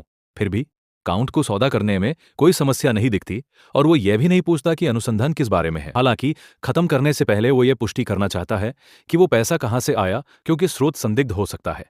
शायद यहां तक कि चुराया हुआ। आखिरकार मार्की बस एक बच्चा है और इस तरह का पैसा उसकी उम्र के साथ मेल नहीं खाता। किस्मत से उसका बड़ा अमीर भाई इस पूरी चीज को वित्त पोषित कर रहा है। अगर वो इतना खर्च करने के लिए तैयार है तो इसका मतलब है कि वे दोनों वाकई काफी करीब है। एबेल परिवार में सबसे आशाजनक बेटा है, शांत और सुरुचिपूर्ण। यह सौदा करना सफेद शूरवीर के साथ कुछ अंक भी बनाने में मदद करेगा। कीमतों पर बात करना। अनाज की हर बोरी की कीमत 4 चांदी के सिक्के हैं, इसलिए वे काफी देर तक मोलभाव करते हैं, जबकि गोरा आदमी चुप रहता है। लंबी बहस के बाद वे प्रति बोरी 5 सिक्कों पर सहमत होते हैं। अंगरक्षक बच्चे की मोल भाव करने की काबिलियत पर काफी गर्व महसूस करता है, खासतौर पर उसकी उम्र के हिसाब से। यह निकला कि नायक ने यह सब असली दुनिया में ऑनलाइन मोलभाव के साइटें देखकर सीखा। इम्पेलूम जाने की योजना का एक हिस्सा पैसा कमाना था और अनाज खरीदना उसका हिस्सा हो सकता है। विचार है जितना संभव हो उतना खरीदना। ये सस्ता है और जब मांग बढ़ती है तो बिक जाता है, लेकिन उसके राज्य में पहले से ही पूरे साल के लिए खाना है तो शायद इतना फायदेमंद न हो। भविष्य की जानकारी होने की वजह से वो तैयार हो रहा है, बस इसलिए कि अगले कुछ महीनों में कुछ हो जाए। खेल की कहानी के मुताबिक एक बहुत बड़ा अकाल आने वाला है जो उत्तराधिकार होने के ठीक बाद आएगा और व्यापार को बर्बाद कर देगा और अनाज की कीमतें आसमान छू लेंगी। इतने पैसे होने के बावजूद लोग खाना नहीं खरीद पाएंगे और किसी को फर्क नहीं पड़ेगा कि तुम बूढ़े हो या जवान। दुर्भाग्य से वो अपने दोस्त को बता नहीं सकता, बिना ये जाहिर किए कि उसे भविष्य पता है। अब तक उस बच्चे ने जो भी किया है वो सब बढ़िया काम कर रहा है। तो गोरे बालों वाला लड़का सोचता है कि इस बार भी शायद ये अच्छा आइडिया है। उनका रिश्ता 50 तक पहुंचना, जो पहले कभी नहीं हुआ था। लड़के के लिए यह देखना बहुत अच्छा लगता है कि कितनी तरक्की हुई है, क्योंकि वो नकारात्मक से शुरू हुए थे। एक नौकरानी आती है और कहती है कि काउंट डिनर से पहले बात करना चाहता है और उसे भूलना नहीं चाहिए। जब वो बैठक के कमरे में पहुंचता है तो उसे बताया जाता है कि वो आदमी उसे किसी से मिलवाना चाहता है। उसके सामने खड़ी है फ्रॉन्टेल की बेटी, जिसके बाल बैंगनी रंग के हैं। वो सच में बहुत सुंदर है और उसका नाम है आइरिस नियॉन। ये सब उस जवान लड़के के लिए बहुत बड़ा आश्चर्य है। वो ऐसी मुलाकात की उम्मीद नहीं कर रहा था। जैसे ही वो आगे बढ़ता है, लड़की कहती है कि पहली बार मिलकर खुशी हुई और अपना परिचय देती है। खेल में वो बहुत ताकतवर और सुंदर है और बहुत लोकप्रिय है, खासकर शुरुआत में जब वो एक सच में उपयोगी ताकतवर खिलाड़ी बन जाती है। एकमात्र समस्या है उसका अहंकारी स्वभाव। वो कमजोर लोगों को बर्दाश्त नहीं कर सकती। वो कहती है कि डेट के लिए हीरो से कम कुछ नहीं चलेगा। उसके अंदर लालची स्वभाव का गुण है। उस गुण की वजह से बहुत सारे खिलाड़ी उसके साथ रिश्ता बढ़ाने की कोशिश में कंगाल हो गए। जैसे जैसे खेल में ताकत बढ़ती गई, एस रैंक आम हो गए और वो जो ए रैंक के रूप में मूल्यवान मानी जाती थी बेकार हो गई और छोड़ दी गई, क्योंकि उसका मुश्किल स्वभाव किसी को भी इस सबसे निपटने की इच्छा नहीं देता। ये भी अजीब है कि काउंट ने अचानक अपनी बेटी का परिचय उससे कहीं से भी कराया, सब चालाकी से। वो कहता है कि दोनों की उम्र लगभग बराबर है और उन्हें अच्छे से मिलना चाहिए। आयरिस भी जादू पढ़ रही है। जैसे मुख्य किरदार अपनी बेटी की तारीफ करते हुए वो कहता है कि उसमें जादू के लिए असाधारण प्रतिभा है। वो समझाता है कि चूंकि दोनों सीख रहे हैं, वो साथ में पढ़ सकते हैं। मुख्य किरदार के नजरिए से वो ऐसा नहीं चाहती और लगता है जैसे उसे मजबूर किया जा रहा है। फिर भी वो अपना परिचय देता है, बताता है कि वो मार्क्यूस का चौथा बेटा है। अपनी सहज बुद्धि पर भरोसा करते हुए वो असल में उससे सलाह लेने का इंतजार कर रहा है। जब वो उसकी स्थिति देखता है तो पाता है कि उनका रिश्ता -40 पर है। इसके अलावा उसके पास एक दिलचस्प प्रतिभा है। वो एक मान सहयोगी है। मूल खेल में वो प्रतिभा बेहद दुर्लभ थी। केवल 0.01% ट्रिपल एस रैंक के पास थी। तो शायद बैंगनी बालों वाली लड़की में भी कुछ नई संभावना है। उसके बुरे स्वभाव के बावजूद वो प्रतिभा सब कुछ बदल देती है। उसने लॉर्ड एबेल और अडोल्फ के बारे में बहुत कुछ सुना है, लेकिन मुख्य किरदार के बारे में कुछ नहीं। उसे नीचा दिखाने की कोशिश करते हुए वो कहती है कि वो अभी तक पहले से आगे नहीं बढ़ा। ये उसे चिढ़ाता है क्योंकि वो बचपन से ही अप्रिय रही है, लेकिन वो समझाता है कि उसने केवल 3 महीने से जादू सीखना शुरू किया है। इतनी जल्दी सर्कल बनाना उसका रिकॉर्ड तोड़ देता है। उसे ज्यादा समय लगा था, फिर भी 13 साल में शुरू करना बहुत देर माना जाता है, क्योंकि ज्यादातर लोग 10 साल तक शुरू कर देते हैं। अगर वो उसे एक रोने वाली बिल्ली की तरह समझे तो वो उस झुंझुलाने वाले स्वभाव को बर्दाश्त कर सकता है। वो कहता है कि उसने देर से शुरू किया क्योंकि उससे पहले एक बीमारी थी और उसने हाल ही में उस पर काबू पाया। ये उसे रोक देता है क्योंकि वो जानती है कि उस रुकावट को तोड़ना कितना मुश्किल है। उसके पिता समझाते हैं कि इसे पार करने के लिए आपको शरीर में असाधारण मान के साथ पैदा होना होगा। इसीलिए जो लोग ये कर पाते हैं उन्हें प्रतिभाशाली और विलक्षण कहा जाता है। यह अविश्वसनीय है कि युवा स्वामी ने केवल 13 साल में यह कर दिखाया। उम्मीद है आइरिस अपने आसपास के अच्छे प्रभावों से कुछ सीख सकती है। बेशक वो किसी ऐसे इंसान से बात नहीं करना चाहती जिसे वो कमजोर समझती है, क्योंकि उसे लगता है कि वो केवल पहले सर्कल में है। उस स्वभाव से बहुत सारी समस्याएं होंगी और इस तरह भर्ती परियोजना 3 शुरू होती है। लोगों को उनकी दिखावट से नहीं आंकना चाहिए और वो साबित करेगा कि वो कमजोर नहीं। जब लड़की देखती है कि लड़का उसके चेहरे के बहुत करीब एक अजीब तरीके से आ गया तो वो घबरा जाती है। काउंट के सामने होने के बावजूद वो उसे एक एक लड़ाई के लिए चुनौती देता है। अगर वो हारता है तो उसे ये मानने में कोई दिक्कत नहीं होगी कि वो उससे कमजोर है। एक अजीब तरीके से अगर लड़की जीतती है तो वो चाहती है कि वो उसके पैर चाटे और चूमे। ये काउंट को पूरी तरह शर्मिंदा कर देता है, जो सोच रहा है कि उसने ये कहां से सीखा। लड़का भी हैरान है, ये समझ नहीं पा रहा कि किस किताब में ऐसा लिखा होगा। दरअसल वो ऐसे अजीब प्रेम उपन्यास पढ़ना पसंद करती है जो उम्र की सिफारिश से कहीं ऊपर है। फिर भी लड़का पीछे नहीं हटता और कहता है कि अगर वो हारता है तो जो वो चाहे चटवा सकती है। ये बात संदर्भ से बाहर काउंट को पूरी तरह अचंभित कर देती है।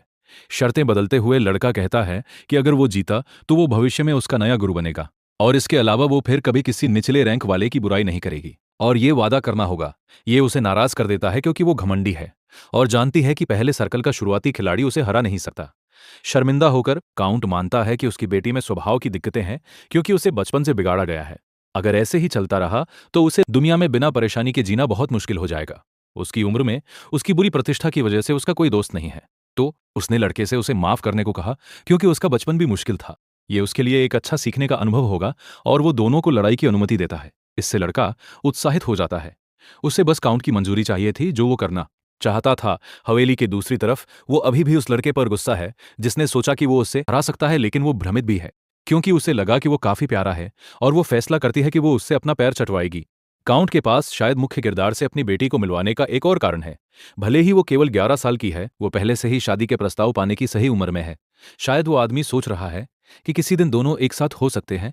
उस दुनिया में कुलीन लोग आम लोगों की तुलना में जल्दी शादी कर लेते हैं। घिन महसूस करते हुए मुख्य किरदार को समझ आता है कि लड़की को अचानक उससे मुलाकात में क्यों डाला गया। झुंझलाते हुए वो कहता है कि अगर यह सच है तो उसे लड़ाई में उसे और भी जोरदार तरीके से हराना होगा। ये सोचते हुए कि किसी ऐसे इंसान से शादी करना जिसका स्वभाव असहनीय हो केवल दर्जे के लिए गलत है, वो पूरी ताकत से जाने और उसके बुरे स्वभाव को ठीक करने का फैसला करता है।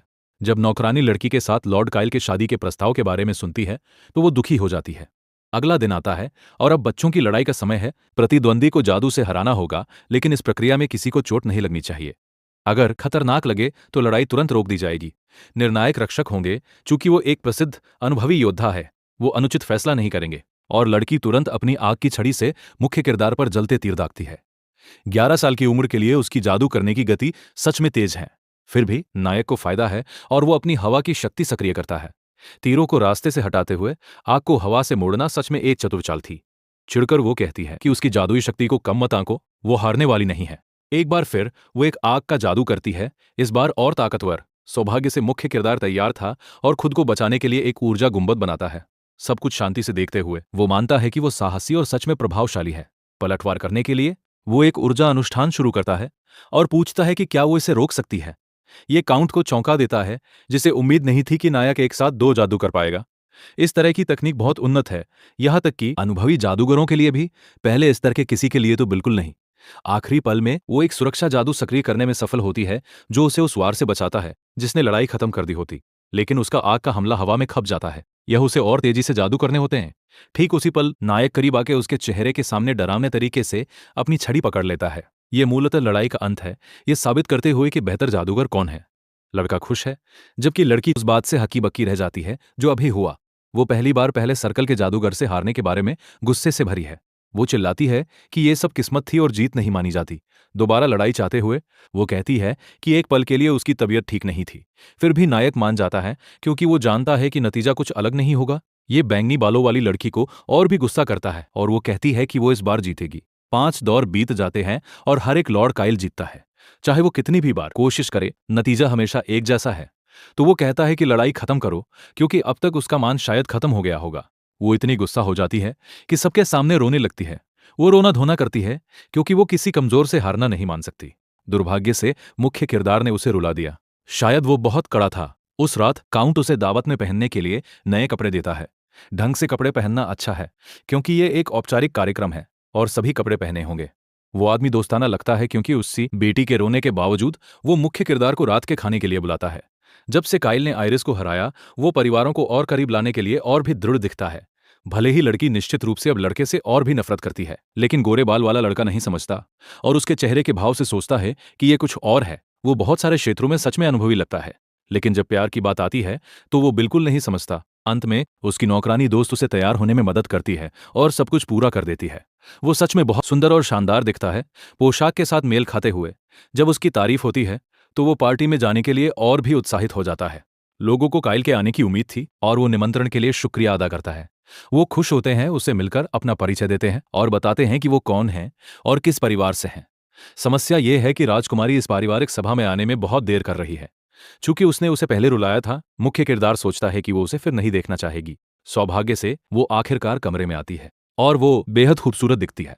हमेशा की तरह जब वो मुख्य किरदार से फिर मिलती है तो शर्माती है। उसके साथ भी ऐसा ही होता है। उसे नहीं पता कि इतनी सुंदर किसी के सामने कैसे व्यवहार करे।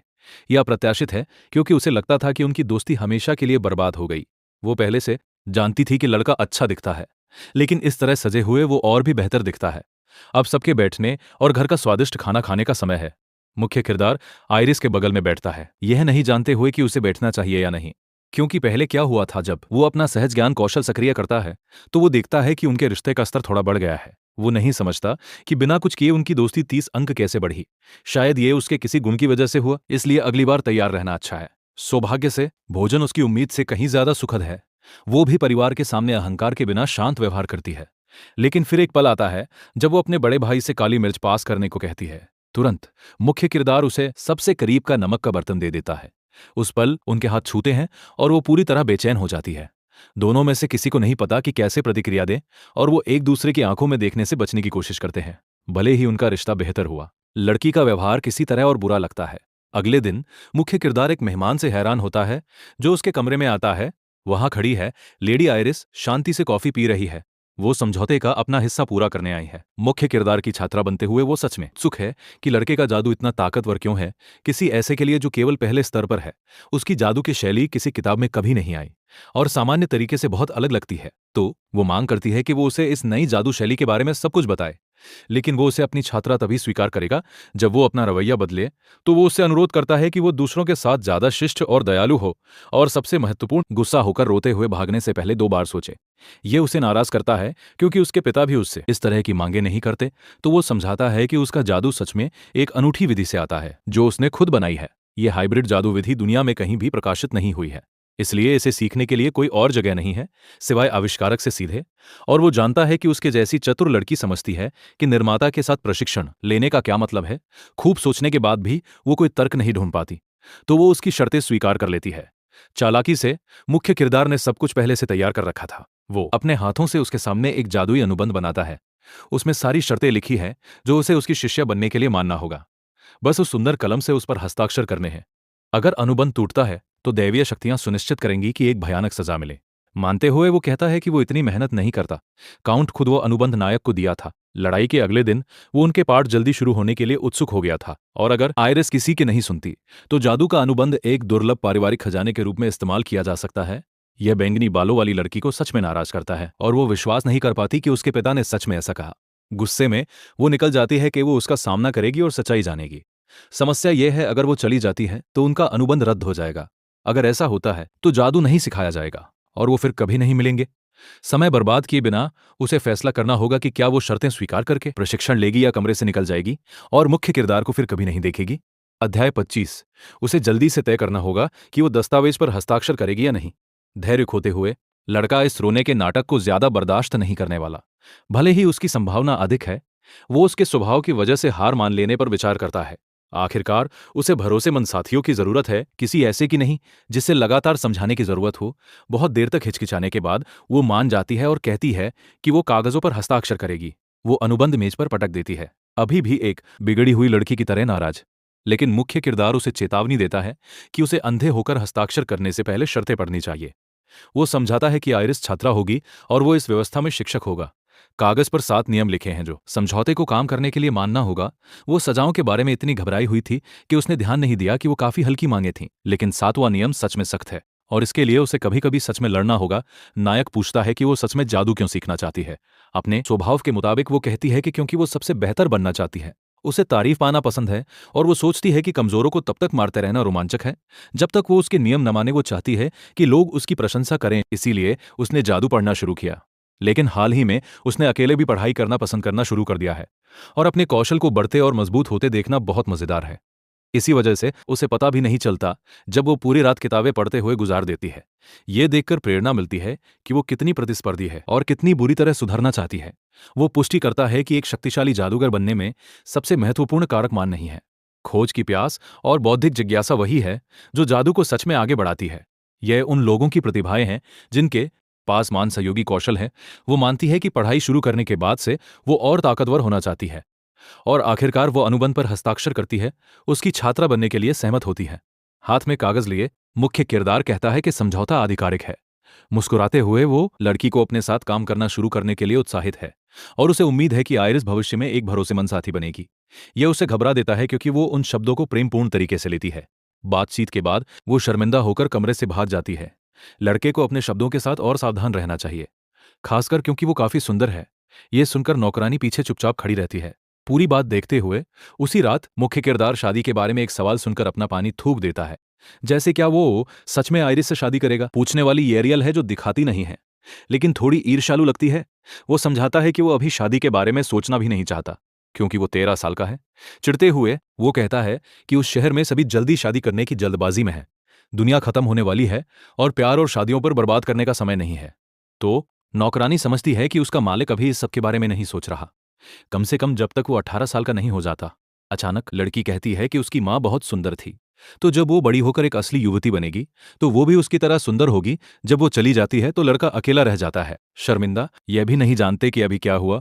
उस जगह के बच्चे सच में परिपक्व हैं और पहले से ही शादी की चीजों की चिंता करते हैं। जब वो बड़ी होगी तो और भी सुंदर होगी क्योंकि अभी भी वो बेहद खूबसूरत है। और फिर वो थोड़ा और सोचने लगता है कि यूरियल की माँ कौन थी। एक ऐसी महिला जो मूल रूप से एक कुलीन परिवार से थी, इससे पहले कि उसे दास के रूप में बेचा जाए। दुख की बात है, उसके पिता और भाई पहले ही मर चुके हैं, लेकिन उसकी माँ और बहन लापता है। लड़की निश्चित रूप से चिंतित है, लेकिन शायद अपने दोस्त से इसके बारे में पूछने के लिए बहुत दोषी महसूस करती है। फिर भी लड़का फैसला करता है कि किसी दिन उसे इसकी जांच करनी चाहिए। कुछ दिन बीत जाते हैं और आखिरकार घरवाजे पर बड़े नखरे से विदाई कर रहा है। अजीब बात है, लड़की चाहती थी कि शिक्षक उसके घर कुछ और दिन रुकते। सौभाग्य से अगले महीने वो वापस आकर वादा किया हुआ जादू सिखाएगा। हमेशा की तरह बिगड़ी हुई वो कहती है कि अगली बार जब वो वापस आए तो वो दरवाजा भी खोलने की परवाह नहीं करेंगी। लेकिन जैसे ही वो ये कहती है, वो तेज पेट दर्द के साथ जमीन पर गिर जाती है। ये गुरु के नियमों में से एक था, गुस्सा होने से पहले ध्यान से सोचो। उसके पिता उसे चेतावनी देते हैं, कहते हैं कि दर्द जाने तक उसे शांत होना होगा। दुर्भाग्य से ये काम नहीं करता और वो घंटों दर्द में रहती है, क्योंकि उसने बिगड़कर व्यवहार किया। दूर से ये लड़के को संगीत की तरह लगता है, क्योंकि वो किसी तरह से उस स्थिति से फायदा उठाता है। जैसे ही वो शहर से वापस आता है, उसे पता चलता है कि उसका बड़ा भाई उससे मिलने आया था। कोई भी आने वाले महाकाल के लिए अनाज के भंडार का जिक्र नहीं करता। होशियारी से वो अपने भाई की सहज बुद्धि पर भरोसा करता है। उसके भाई ने भी अपने पैसे से कुछ खरीदा। लड़के ने जितना खरीदा था उससे लगभग 1000 गुना ज्यादा।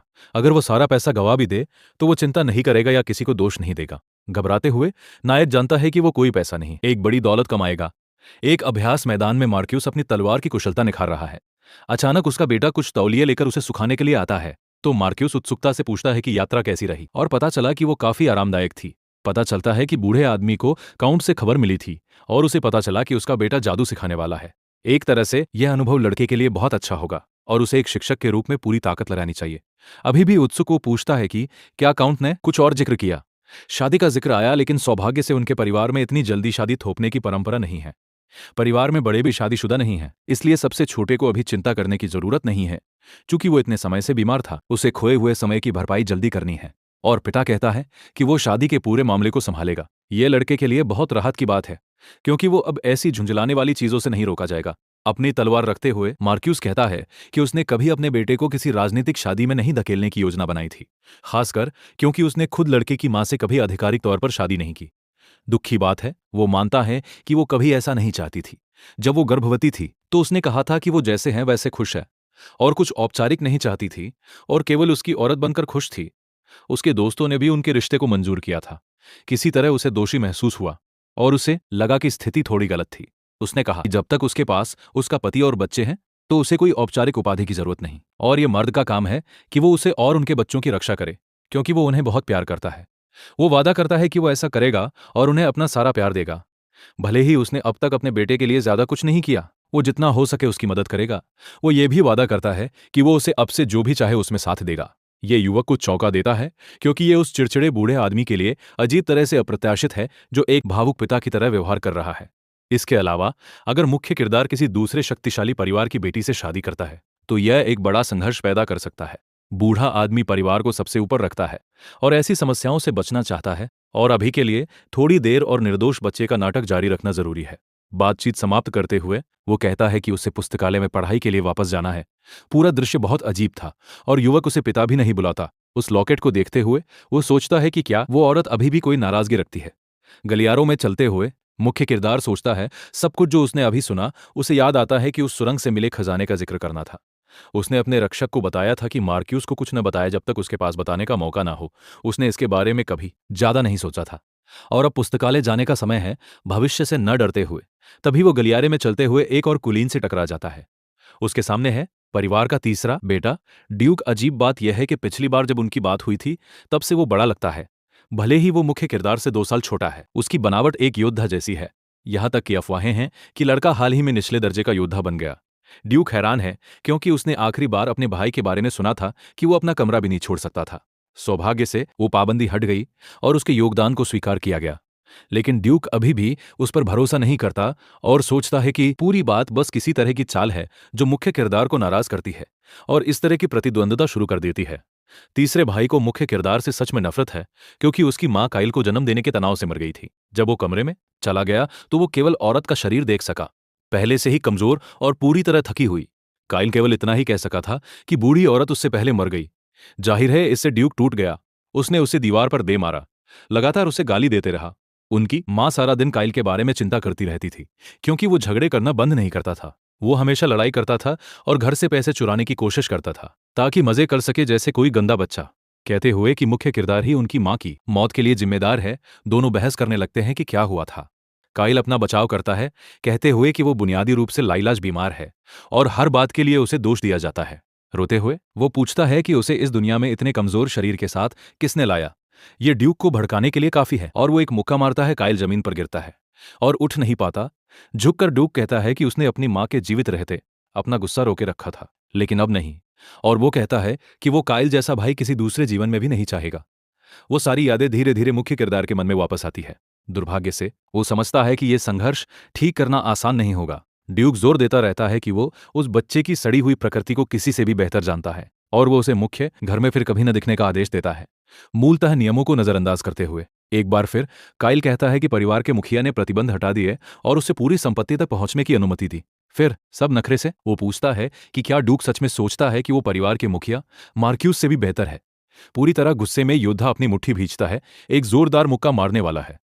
तभी लड़ाई अडूलों के आने से रुक जाती है, जो ठीक सही समय पर पहुंचता है। वो ड्यूक को समझाता है, कहते हुए अपने परिवार को नहीं मारते।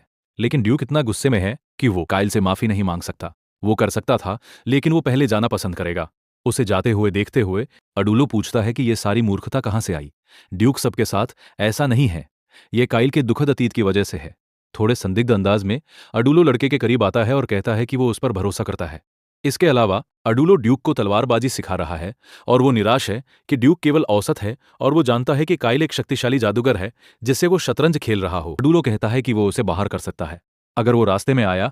बातचीत समाप्त करते हुए काइल कहता है कि उसे पुस्तकालय में पढ़ाई जारी रखने जाना है और उसे शक है कि उसका भाई केवल एक सामान्य योद्धा नहीं है, बल्कि छिपी प्रतिभा वाला कोई है।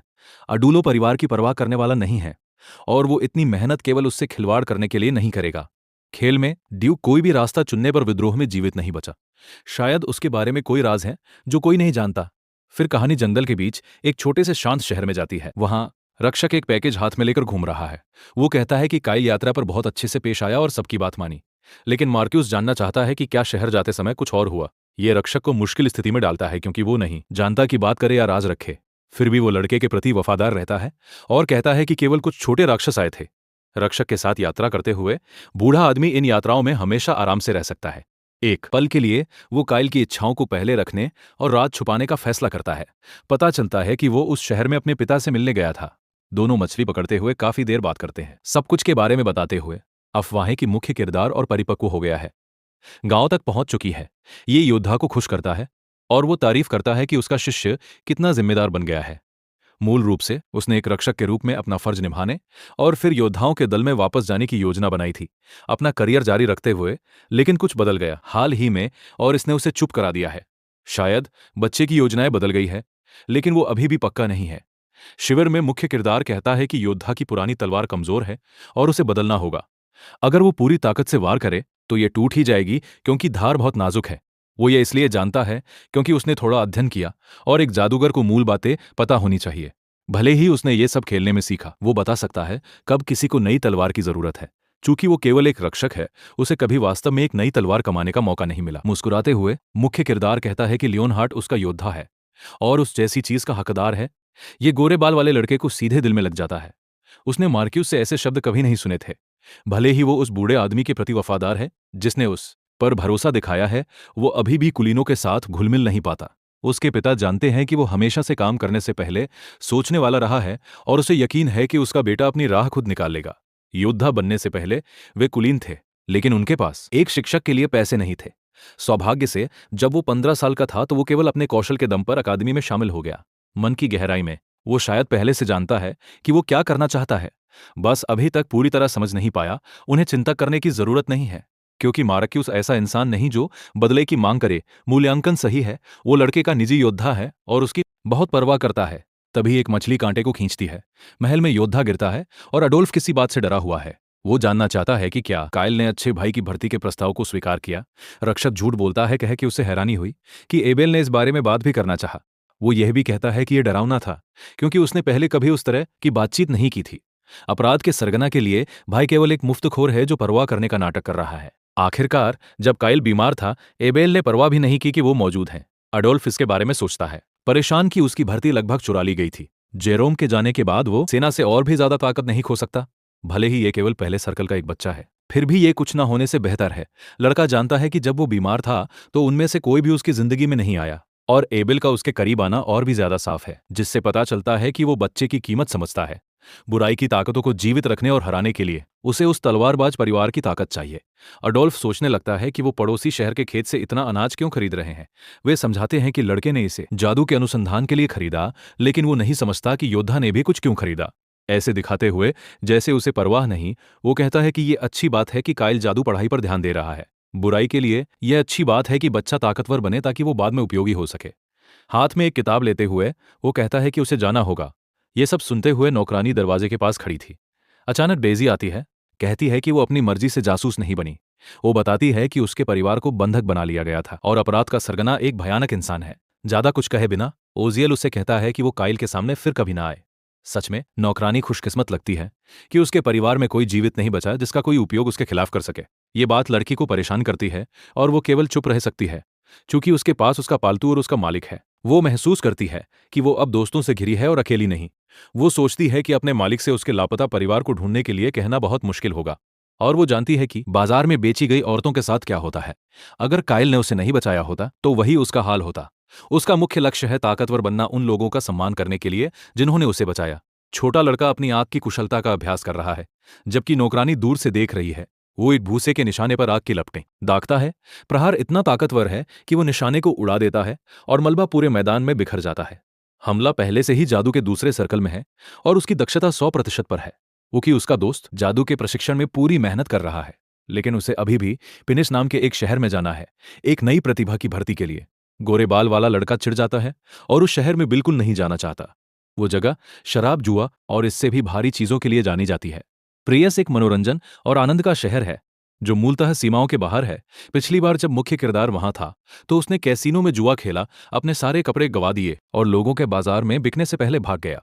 इस बार वो वहां दूसरे कारणों से जाना चाहता है, न कि केवल मनोरंजन और जुए के लिए। लेकिन लक्ष्य और भी बुरा है, क्योंकि मैदान एक नोगो जोन है। चिढ़ते हुए वो काइल को हवेली में रहने और शहर में चोरी छुपे न जाने का आदेश देता है। चालाकी से नौकरानी उस आदमी के सूप में दवाई डालने के बारे में सोचती है ताकि वो सो जाएं। ये मुख्य किरदार के लिए एक बड़ी समस्या होने वाली है, जो अब और समय बर्बाद नहीं कर सकता। उसके पास उस इंसान की हरकतों को सटीक रूप से ट्रैक करने का केवल एक मौका है। सिरोन खेल का खेलने योग्य मुख्य किरदार है और मुख्य किरदार के रूप में उसकी क्षमताएं सच में अच्छी हैं। उसकी ताकत पहले से साबित है और अगर मुख्य किरदार उसे भर्ती कर सके तो यह बुराई के खिलाफ बहुत मदद होगी। समस्या यह है कि लड़का कैसीनो शहर के भूमिगत मैदान में है।